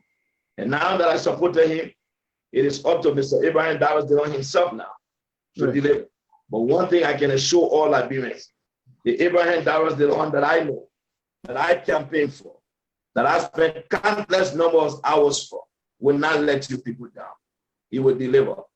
Thank you. I expect, and let me say this, all are those days where when someone became senator, he gathered the Moserado's legislative to go to Bentor to distribute the county development fund. Mr. Dillon will not be one of those senators. Mr. Dillon will not be one of those senators who people will use the development fund and will say nothing. We can assure the people of Moserado that whatever that is given for their county will be accounted for under the leadership of Abraham Dawes Dillon as senator of your county. You've made no mistake. You've done the right thing. What I want to ask the citizens and their lawmakers in Congress to now do is to give Mr. Dillon the utmost respect that he deserves. In as much as their president said that as long as he's president, Mr. Dillon will never be our president. We are Abraham Dawes Dillon is not a senator. I hope you call on your CDC to respect him. Since we know you. Thank you, Mr. Lobbo. Mr. Lobbo, let me bring in some callers. Let me bring in some callers quickly, and then we can go on. Caller, your name and where you're calling from, please. Yeah, this is Alexander Yala from Northwest Pennsylvania. Alexander, your question or comment. Welcome to Focus on Liberia. Okay, thank you. To my call, I do not have a question. I got a few comments to make based on the debate between my friend and brother George Lobbo and my professor Zawolo. Go ahead, please, quickly. Okay, thank you very much. First of all, Mr. Host, let me begin to say that I want to start with the professor about the fact that President Weah is not involved with any election malpractices as for now, because I agree with him, because there's no empirical evidence or no accusation or saying that President Weah is involved with any manipulation. So I do agree with him. If anybody goes about to say the delay or whatsoever in District 15 is the work of President Weah, we'll say it's just how they call it, mere speculation, and it remains to be proven. So I agree with Professor Zawolo when he said that. Secondly, I want to start with the professor also. It's a fair play to involve or to have Ellen name mentioned in these debates, okay? Because she's what how they call it, predecessor of President Weah. However, I don't think the way a lot of times most people who are apologists to the government, the way they bring Ellen into the debate, I don't think it holds water, because when you're going to be comparing, then do the comparison based on a situation. Okay, because the reason is that CDC did not run around or ask Liberians to vote for the party because they were going to come to compare Ellen's rule with what we will be doing. So again, it is a fair game to mention her name, but if we want to mention her name, we should mention her name based on a case-by-case basis. So that's also a good point. Also, I want to agree with the professor that the government, under President Weah, should take some credit, or should get some credit here for the fact that the WAHEF fees or payment is going on, and it has had a little bit of impact. Like the past result for the past year was worse than the result of this year, even though we have mass failure again. But at least okay, so yes, we got to give the government some credit for doing that. Even if Ellen government was doing that, and it's got a continuation, yes, we are government can both say, look, this is one of our things, or good things we're doing for the Liberian people. We are paying fees for people who can't afford. We are paying fees across the board for students who are struggling. And I think the result this year proves, that alone has a little impact, because the result this year has a little, there's a little difference between the past one. Thank you. Thank you, Ellis. We got many callers coming in. Let me conclude, please. Give me 30 seconds, please. Okay. Let me be very fair today. The professor has been a little bit disingenuous with a lot of things he's been saying, especially when it comes to the economy. You can't come to tell the people that CDC is going to shift the economy, and you can tell how. Now, even when you were pushed by you, he came to say agriculture. I think he's been disingenuous, because the current budget that has just been presented to the Liberian people does not have anything good in there to prove that agriculture is our bare right now, or agriculture is our go-to sector for us to be and to come out of the hole as it relates to our economy. Also, the argument here, how they call it, the allowances of past students were not paid. When the professor came to say it was victim, I think he's been disingenuous also, because first of all, that does not preclude the fact that we have found a memorandum understanding with his current student, and we should put the bill, because he agreed that the children should go to Morocco and he should pay. What else Zawolo went to college in Russia or whatsoever, and Samuel did not pay, that does not suffice in the corridor of intellectual discourse. So thank you very much. George Lobbo, I want to agree with him on the premise that the CDC let me speak. Let me get some. Okay, Alice, thank you so much. Let me take this call from Minnesota. The man you got there for the technical studies and research agriculture is not qualified. Yeah, thank you. Let me take another caller. Dennis, you gotta be fair to the man. Don't make the man believe that you're cutting him short because you're a CDC. Let the man finish. You won't get George. No. We got 7 minutes now. We have a lot of callers calling in. All right, that was he covered a lot of ground. But let me take one more call. Another caller. Caller, your name and where you calling from? Caller, please lower your TV and then your question or comment. I have a question and comment for the professor. Your name and where you calling from? My name is Smith Way. I call from Minnesota. Okay, Smith, your question first. Yeah, my question to the professor is, what was the plan the CDC government coming to power? Okay, then your comment. My comment is, we understand that the CDC-led government is facing a lot of financial difficulties. But then the scarce resources that they have, they are not using it wisely. Okay. Yeah, they are not using the scarce resources that they have at their disposal. Thank you. Let's take, for instance, Okay. the free tuition policy that the president instituted for all public universities in Liberia. Right. What consultation did the president do before coming up with that kind of a policy that he knows very well that he's seeing serious financial situation, financial difficulties before coming up with those kind of pronouncement that he cannot support? That's a fair question. Let me take the next caller. Are you gonna take all those questions there? Yeah, I want to take the next caller before we call your name and where you calling from. And I'm calling from New York. How you guys doing in the studio there? We're doing excellent. Your question, your name again? My name is Pape Flomo, and I'm calling from New York. Pape Flomo, your question or comment in 1 minute. Yes, I'll do it in 1 minute. My comment is Mr. Lobbo has to be honest on this political discourse, because honesty pays a lot. Why am I saying he's dishonest? Now, when you look at the election in District 15, although it is relatively smaller than the election in Montserrat County, the reason in District 15 the results have not been released, Mr. Lobbo knows very well that it is ex-candidate Tilia Ure that filed a complete neck. And by our constitution, Article 83 says that if a candidate is disgruntled or has complained about how the election is run, they have to file a neck. And Tilia Ure filed a complaint, and Mr. Lobbo knows very well by Article 83 that NEC cannot release a final result when the complaint from a candidate. NEC has to solve that issue before they give a final result. And if the candidate is still not satisfied, she takes her case to the Supreme Court. So for Mr. Lobbo to be on here and saying that why is NEC delaying the result, even though District 15 is relatively smaller than Montserrat County, is dishonest, is disingenuous because of the fact that it was thank you, Papa. that filed a result and NEC cannot release any result. Maybe that filed a complaint because, and NEC cannot release any result because complaint was filed. You should know that. You should know better. Thank you very much. Thank you, Papa Flomo. Let me take the next caller. No, I'm jotting them down. You have time to respond.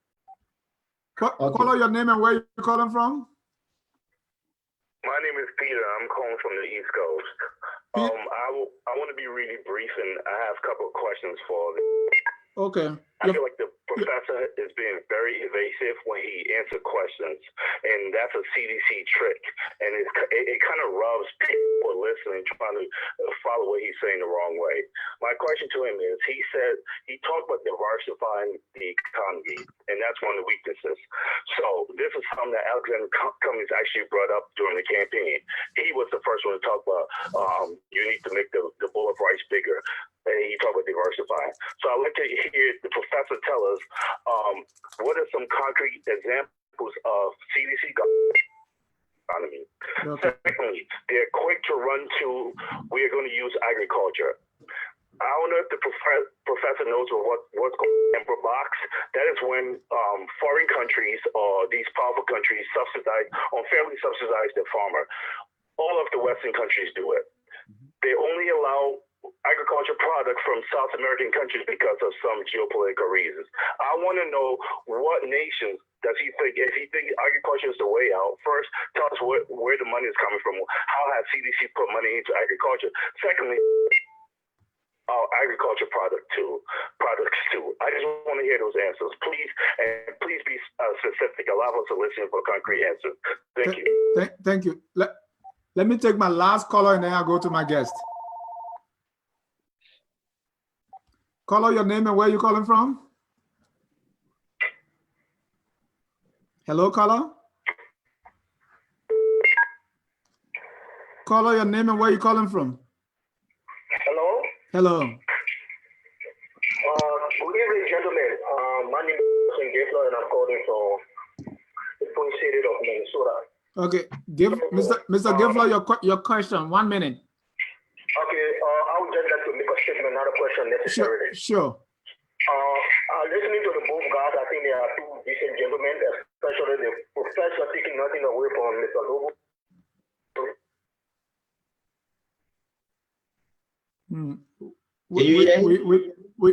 We lost him. Okay. I think Lobbo cut the man off because he was saying something good about me. Judge, what you do that, bro?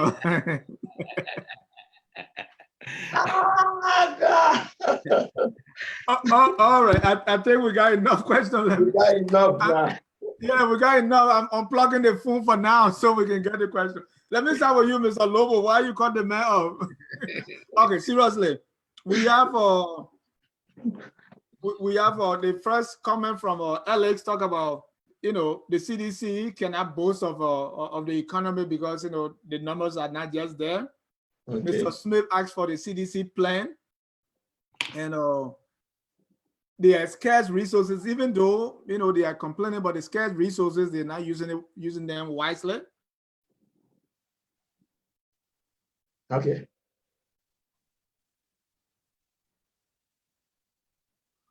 I can't hear you. Okay, go.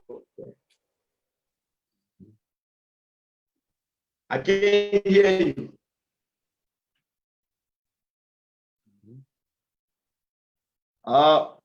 Can you hear him, Professor? No, I can hear him. I can hear him. I don't know. Okay, I just want to make sure I thought I was the only one. No, that's why. Yeah, I was making sure.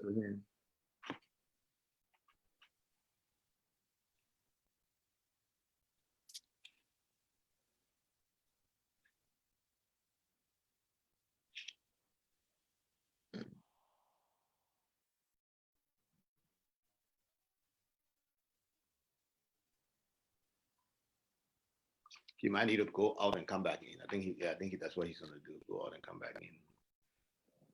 Oh, okay. Yeah.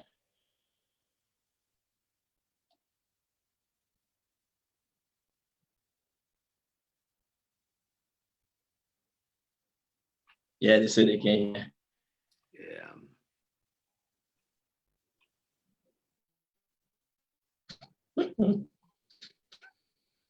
You should go ahead and respond to what you heard. Okay. So here's what I would say. I'll go straight to the director to me. The Omen Flomo, who asked about why am I being disingenuous? I hope you heard me clear. I said, if the National Election Commission told the Liberian people that 100% of the polling centers in Monterrey, the result that was released was for 100%. I want to know if District 15 is reflected in that 100%. And then if yes, so how is it the result from District 15? Because what you should have done, if you held certain portion of the result because of complaint file, then you should not have said 100% of all the results. That was my point. But I made it very clear. I was even asked, is the election free, fair? I said yes. So the argument he made was not there.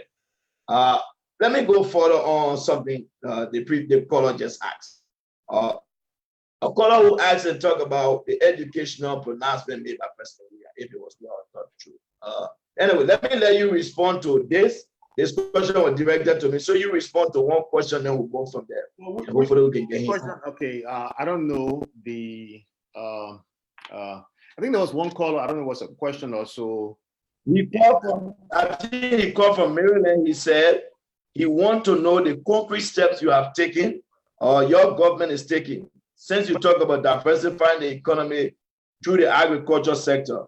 He wants to know some of those meaningful steps you have taken within the agriculture sector when you talk about diversifying the economy. What are your government concrete plans? That's what he was asking. Yeah, I heard that question. I was going to go first of all. Yeah, but here's the thing. I think I answered that question. I know he said I've been evasive, and I'm glad that the people out there listening do not have that position that I've been evasive. Look, we've indicated clearly. We said we need to diversify the economy to be able to grow it. And so what did we talk about? We talk about identifying new pillars of our economy, moving away from just focusing on rubber and the extractive industries to value added to some of the things that we have in Liberia. You talk about one, you talk about adding value to rubber. Then I also talk about the service economy, being able to attract, being able to provide trained Liberians to be able to provide services to companies around the world. And we talk about, expanding the agriculture. We talk about expanding agriculture. Look, if you look at the number of Liberians in the United States, that's a very, very, very, very attractive, extractive economic bedrock for our Liberian economy when it comes to agriculture. That's something we are thinking about. And then you hear the discussion about the ECHO, the new ECOWAS money, and how the goal is that ECOWAS country must find their niche. So, for example, Guinea might find its niche in exporting pepper. The size of ECOWAS is larger than the size of the United States. So if Liberia if we can diversify our economy to choose specific aspects of it, which we are working on, and then being able to take a leadership role in that particular, what we call finding our niche within the West African economic system, will be availing our country to over 370 million persons. That's a market that's larger than the United States market. So those are the things that we are talking about. Now, those things require time, it requires planning. And those discussions are taking place. They're ongoing. Those are not discussions as soon as we started, we're going to bring to the public and sit there and discuss it. Besides that, I'm not an expert on that. I'm going to tell you about the direction and the things that we are thinking about. I do not know the full details about those things. I cannot discuss the full details of those things. That's not my area of expertise. I want to say those are things that we're going to do. And at the appropriate time, the ministers and the people responsible will be discussing those things. Now you talk about whether our budget reflect that. I want you to take a closer look at the budget and see whether it doesn't reflect our intention to focus on, to use agriculture as a means of turning our economy. I would draw your attention to that. If you have the means, go now and dig into the budget right now and see what our budget doesn't allude to that. So I'm not. Right. Let me. Are you done? I'm done. Yeah. Okay. All right. Let me say this to you. Since you brought the issue of ECHO money, I will leave it. Since you say you're not an expert in it, we'll leave it. But here's what I want to do. I didn't tell you. I told you that I wasn't an expert in discussing the details of the agriculture sector being used as a means of diversifying our economy. What up? Okay, so can you discuss the economy as well? Well, we're discussing the economy. I think the people out there are telling me that I have not been disingenuous. I think I've been discussing the economy. I don't know whether you're an economist. I'm not an economist, but I can discuss the economy. That's what citizens do. We are very articulate, we are well learned, and we have our facts together. I think you should what I think you should do, Professor, is to allow the Liberian people who are listening to us to be the judges. But they are. That would be the best thing to do. Okay, so then let them make a call for you. Okay. Here's what I want to ask you. Yeah. You talk about Liberia's involvement in the West African plan to introduce a new currency. Mm-hmm. I will ask you very simple. Have you had the opportunity to read the details of the requirements for you to be able to qualify? Oh, yeah, I haven't read the full details, but I read the bullet points. It's a challenge. Oh. It will be a challenge. Let me ask you again. Mm-hmm. Do you believe that this current government, with what you have now, with what you are doing now, do you think it's possible for Liberia to qualify for it? Yeah, anything is possible. And I also want to ask you a question. You think the previous government would have been qualified for such a thing? But I'll tell you this: this government will work on qualifying. But you asked me, I didn't answer, then you start speaking. So you asked me, do you think the previous government would have qualified? I said easily. When you ask those type of economic questions, let me state why. That's how we should do. And let me tell you why. The previous government would have been easier. Because why?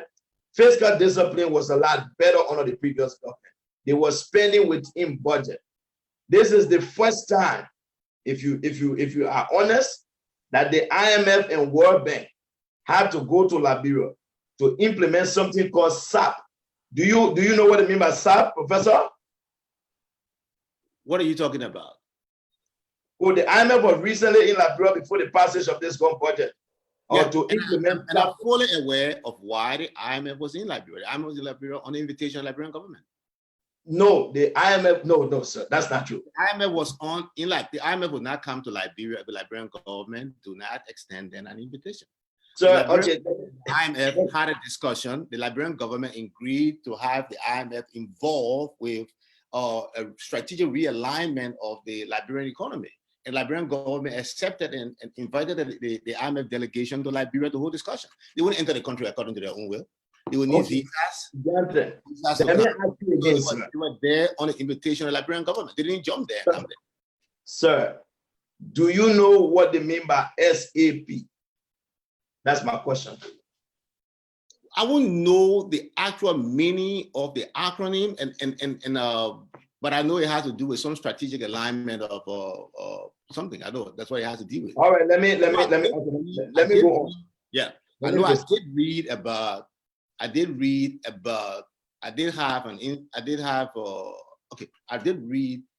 the program. All okay. Right? Yeah, but I don't remember. It's been a while when I read about it. Yeah. Okay. So the IMF was in Liberia. Maybe you have not followed. I did remember. I will follow it. It's been a while when I read about that. Yeah. Okay. The recent spring meeting that was held in DC, IMF outlined recommendations to the government. Aware of that. And because of those recommendations, the IMF was in Liberia to implement something called the Structure Adjustment Program. That's what SAP means. SAP. It is the Structure Adjustment Program. All right. Yeah. And the reason why I'm telling you that the Ellen Johnson Sirleaf government had a better chance of qualifying is because SAP was not introduced. They did not, the IMF didn't have to go to Liberia. If you remember during the Ellen Johnson Sirleaf time, the IMF even opened an office in Liberia. That's to tell you. The financial institutions and different organizations we established that shows that the government was functioning. They now call for additional measures from the IMF. But because the CDC government lacks the ability, we have information, factual information from government officials that the government of President Weah, President Weah have been spending outside of the parameters of the budget. You listen to Nangwe Snow, who happens to be CDC lawmaker. He admitted that the roads that were built by President Weah were not allocated for in the budget. And you know, as a professor, the budget is a law. So for the president to be operating outside of the confines of the budget, that in itself is a violation of the law. So when the IMF come to Liberia, SAP is only implemented in emerging democratic countries that are struggling, that lack the financial institution and the financial discipline to be able to lead to the economic growth the country needs, to be budget disciplined. So that's what happened. And if you read, I will let you to do this research for yourself. Yeah, when you read the requirement before you can qualify for the ECHO program, it's not going to be something that giving the government that require a budget of 100 and some more plus $1 million. You can let's just leave that. That's a dream. All right. I indicated to you. No, I indicated. Let me conclude. Yeah.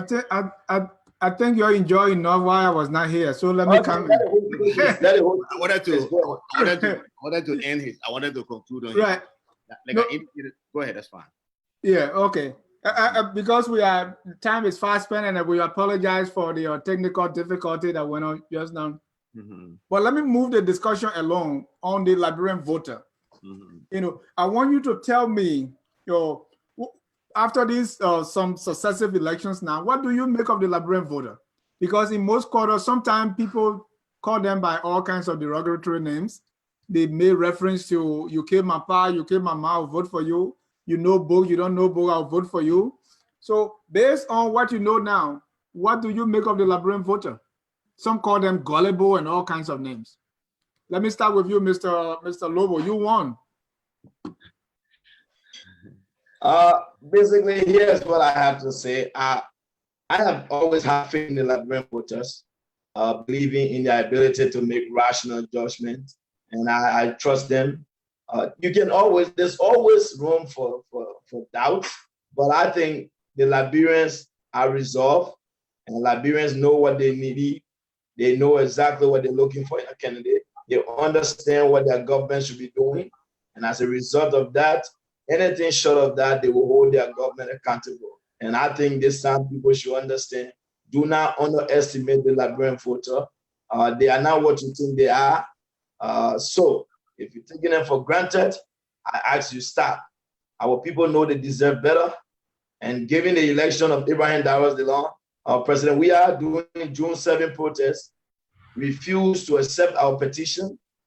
He went to Buchanan. The vice president fell sick the same day. President Finlay left and could not return. However, the petition we give this time around, I'm pretty sure it will be well received, because this petition will be delivered by Pauletta to George, and the Liberian people have come to understand there's a better way to protest. And if you take the Liberian voter for granted, President Weah will receive a petition, and this petition, everybody in the CDC got the petition. They guess that we didn't receive your petition because it was accepted. And that is, I believe in them, I trust them, and I know they will do the right thing. Thank you. I too do. Mr. Zawolo, the Liberian voter. Well, I definitely, I always have nothing but respect for Liberian voters. I think they vote right, and they've never made a mistake. They elected President Weah to a 6-year term. And just as they elected Mr. Dawes Delon to 10 months or less than 2 years term. So I think they vote well. I trust them. I wish we will all say the same come 2020. And come 2023, we wouldn't be using the same derogatory comment as you did point out earlier, the way we refer to them when they vote for certain people. But yeah, the Liberian voter vote well. They are well informed. Generally, the participation is high. This time, the participation was low, due to many factors. Look, there are so many things in our country where we need to change. So many things we need to change in our country. We had a lot of opportunity to change some of those things in the past 12 years, and they were not done. Like I said, no fault. Going back to the 12 year again. What I'm saying, let me be frank with you. Let me finish. We learned a lot of lessons during the in those first 12 years, Dennis. Oh, okay, I got the premise. Went to schedule elections. We want our democracy to be strong. Mm-hmm. We want when people are voted into office, they have a very strong mandate. Right. We had so many lessons from the past that should have been put in place by this time, so that we know when to schedule elections, so that we can be able to generate a better percentage of our people participating, so that we can give the people the clear mandate. I don't take anything from Mr. Dillon, but I don't think he had a very clear mandate of the citizens of Montserrat County. I respect his win, but because of the timing of elections and stuff like that, those are things. So, but I believe in the Liberian voters, and I trust. Thank you. I want us, we're wrapping up. I want to bring out something that comes out consistently during every election. That is Congo versus country. Depending on who's winning or which side you're on, this issue always come up. Is this really a key deciding factor in our economy? Is this something that we're ignoring that really exists, or people are using it as a scapegoat? Country and Congo. Oh, we don't want, the Congo people are doing it to the country people because they don't want a countryman. Oh no, the Congo people think that they are the only people that can, and all this country Congo issue that come up mainly during elections. Fair, credible, real, perceived, or something that is made up. You want me to go Mr. first? Zawolo. Let me go first. Yeah, let me say this. Look, I've been attacked. I've been attacked on numerous occasions, either through my personal email, my messenger page, or through personal phone calls, but people who are believed to be Americo-Liberian, who have perceived me as one of those individuals who have a hatred for Americo-Liberian. Nothing can be more far from the truth than that. But here's what I believe. I believe there were things that transpired in Liberia for over 133 years. And we need an opportunity to discuss those things. And where things went wrong, we need to make the appropriate apologies so that we can move our people and country forward. There are issues about certain holidays that our people were forced to celebrate. There were issues about certain things that were done to our people in certain parts of our country. There were desecrations of the shrines of our people and were written in history books, and we had to learn them and respect those things for a very long period of time. I think that those who may have done those things did not do it with the intent to ridicule. They did it with what they knew at that time. So I believe that we need to go back and discuss some of those things. We need to provide opportunity to discuss those things. But I don't think the issue of Congo country plays a big and significant role in elections in Liberia. I don't think I'm going to vote on the basis of that. And I don't think the people that I know, the people that I'm friends with, will vote on the basis of that. But I still believe that as Liberians, we must create an opportunity to bring those discussions to the table and discuss. Okay. I strongly believe so. Mr. Lobbo. He's not appearing on the video. I don't know. Yeah, he's back. Okay. He went off. Okay. Let me answer to that. Okay. Here's what I want to say. First and foremost, I want to begin with this statement. To those who preach divisive politics in Liberia, I condemn it 100%. I, George Person Lobbo Jr., do not condone, will not support, do not defend, or do not want to be affiliated with any kind of tribal politics. I do not believe in Congo native politics. And as a Liberian, I believe this is where we must start, regardless of what people take you for. This is why when I meet a Liberian, I don't ask you for your tribe. I ask you for your name, and I want you to treat me how I treat you. That is the first step. And to all government officials, I want anyone who's involved in preaching such divisive politics to desist from it. That is dishonest, it is divisive, it is dangerous to the growth of our country. No one must tolerate it. I condemn it to the fullest extent. Having said that, the professor, like I said before, the professor cannot even be honest to point at his CDC government, his deputy minister of misinformation, the man Eugene Fagon, who is notoriously known for preaching divisive politics, who the U.S. Embassy had to mention in a letter. President Weah suspended him for such action, and President Weah reinstated him recently. President Weah we saw his own. Having said that, I've heard it in politics. I've heard it during the course of election. But my candidates that I've supported, not a single one of them have ever been in favor of that conversation. I believe that at this particular point in time in the 21st century, we should be treating Liberians based on their ability to perform, not on their color, not based on their tribal background or where they come from. I don't think it's necessary at this particular time. So I want to call on the divisive General-in-Chief, Chief George Weah, who happens to be very divisive, who tells us that they want to take away your government. Those are messages that show, when we have people at the CDC party headquarters, when I have a post from Randa Dibayo, right after the formation of the full collaborative political party, Randa Dibayo happens to be the deputy EPA director, and he goes to Facebook and writes, the Congo people have gathered. That is the deputy director for EPA. Yeah. So President Weah must condemn these folks. President Weah has to take a decision. He needs to make sure that he tells our people that we are all one Liberia, one society. So for me, I'm being very clear. I will never support a candidate who is divisive, who wants to preach Congo native politics. I condemn it today. I will condemn it tomorrow. I will condemn it forever and ever. They are Liberians. I am a Liberian, and I want to be treated as a Liberian. That is my position. Right. In fact, I heard they say you are not Liberian. Yeah, they say I'm a Nigerian. Sometimes they say Sierra Leone. Sometimes they say I'm from Ghana. Okay. Yeah, because I can't say she has. Let's be very fair also that.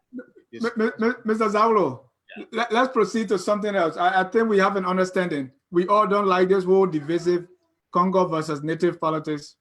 So let's move on to the next thing. And this will be my final question before I ask for your final comments, which is, honestly, the economy is not doing so well. I think we agree on that. What should the Weah government do to turn things around? And if if opposition has the opportunity, what can the opposition do differently? And I want us to be very brief with this. Let me start with you again, Mr. Lobbo. What can President Weah do to turn this economy around if it will ever happen? That would be the biggest if, and it will be the greatest accomplishment of his life. In reality, few things. President Weah must first be fiscally disciplined, meaning President Weah must spend responsibly. 2, President Weah must begin to tackle the issue of corruption. President Weah must be accountable. Being accountable means you can't file, you can't declare your assets and place a gag stay on it. You must make it public so that we see what you have before you became president, and that way we can be able to know exactly what you have accumulated over the years. President Weah needs to take serious action. He needs to get financial professors around him. He needs a finance minister that works. He needs a central bank governor who works. He needs a finance minister who can be able to make fiscal policy recommendations. A central bank governor who can make monetary policy recommendations. In the absence of these measures, President Weah also have to cut wasteful spending. President Weah cannot be allocating $1 million to himself for humanitarian outreach, $580,000 to himself for consultancy. Who's consulting you? Molwa Molu and Akara Gray, what are they consulting you on? Those type of wasteful spending habit needs to stop. President Weah cannot be allocating $1.3 million to himself for security, special security services. When Ellen Johnson said he was spending $540,000, those type of cheap, wasteful, massive looting of state resources must stop. President Weah needs to be a professional. He needs to understand that he no longer belongs, he's not a president for CDC. He is not the president for Nukutan, Claratown, and West Point. He is the president for all Liberians. When 44 Liberians die in Nimba, he needs to show empathy. He needs to go to Nimba. He needs to reach out to those families and greet them. He cannot wait when a house gets burned in Nukutan, the next morning he show up, he's building low-income housing. 44 Liberians died in Nimba, he cannot even make a statement.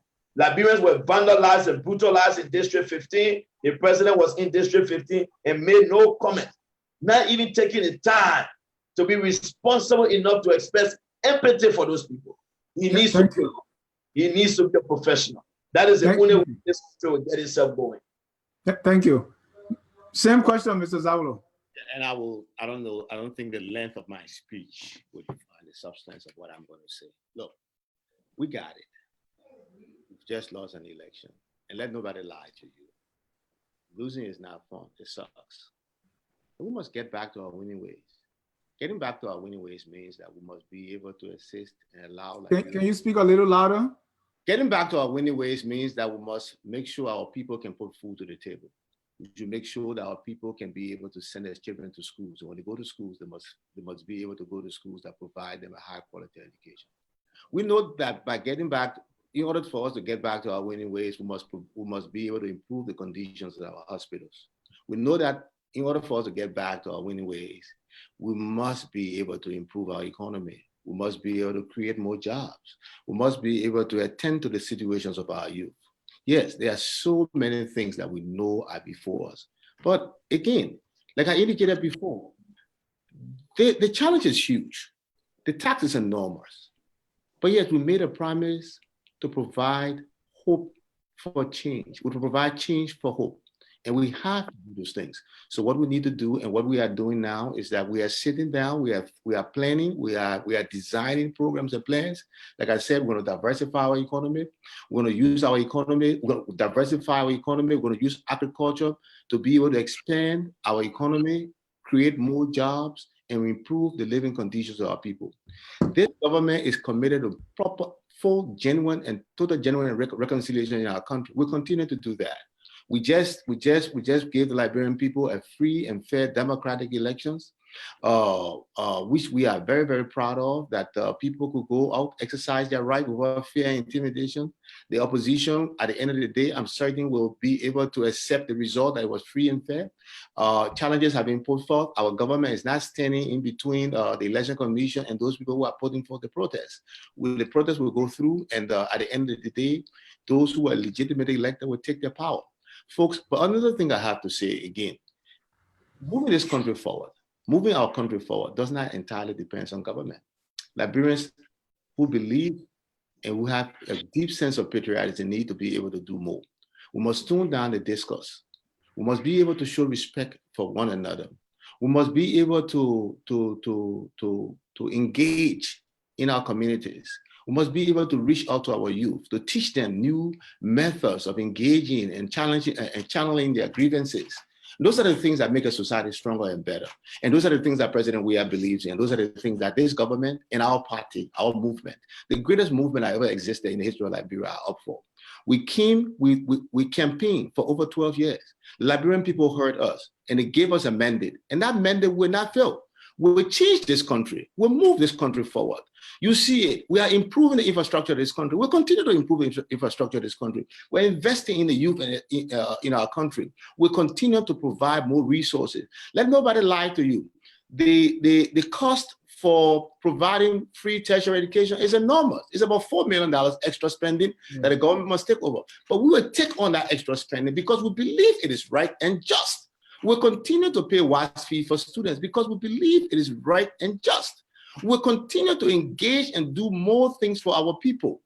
And our party will shine, will prevail in 2020, will prevail in 2023. President Weah will be re-elected and CDC will remain in power for a very, very, very long time. I want to say thank you to you.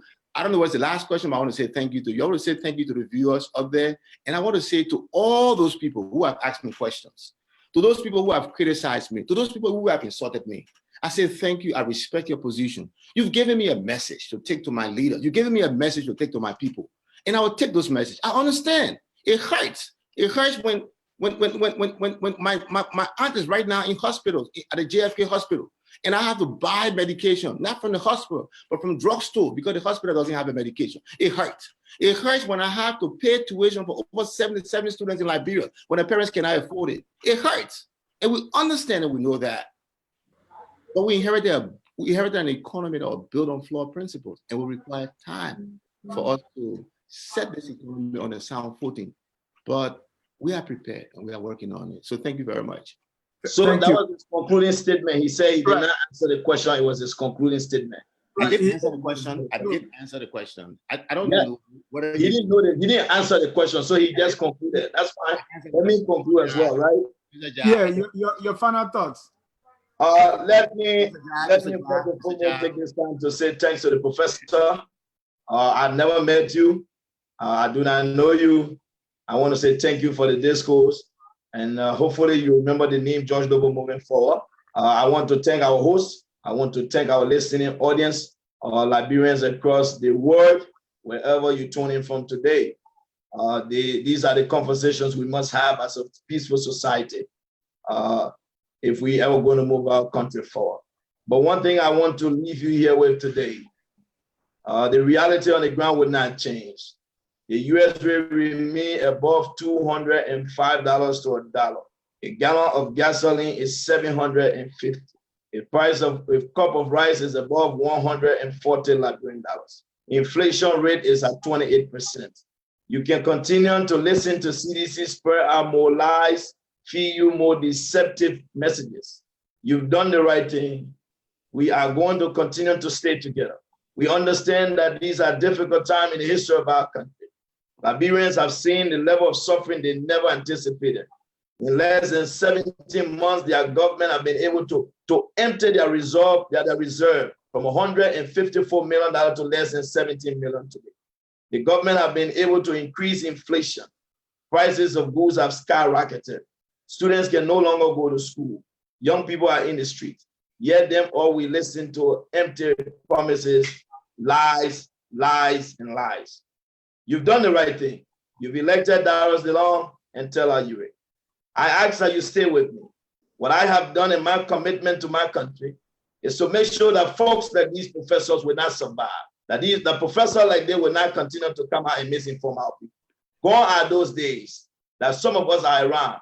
We'll continue to hold them accountable. We'll expose the government poor performance. We will bring out the facts. We will hold government when we need to hold them.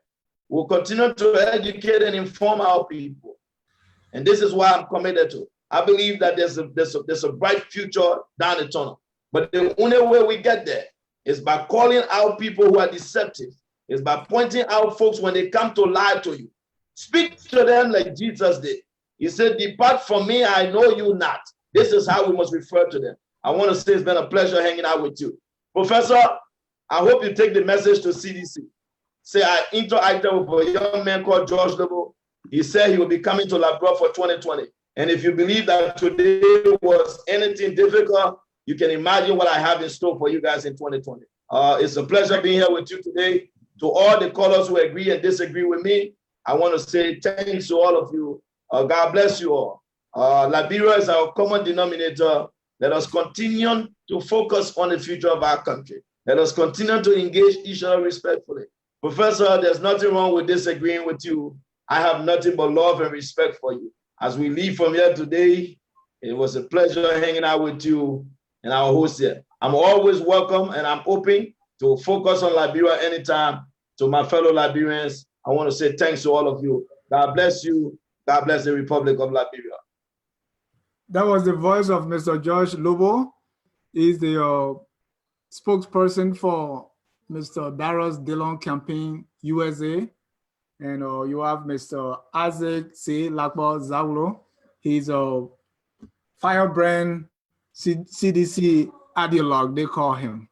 Or he called himself a prominent citizen. So I want to thank you, gentlemen, for your time. I know it was a frank exchange. We still have, even with 2 hours, we still have not scratched the surface of the issues relating to our country. I really appreciate your passion for our country because we all love Liberia and we're all passionate because we've come to this country, beautiful country. You know, it has given some of us the opportunity and we want the same for our country. So I really enjoy hanging out with the two of you, brilliant Liberians who are doing your best. Our goal here at the Focus on Liberia is to elevate, to promote and educate all things Liberia. We're doing our best so that we keep the conversation moving so that we can all positively contribute to this one and only country that we love.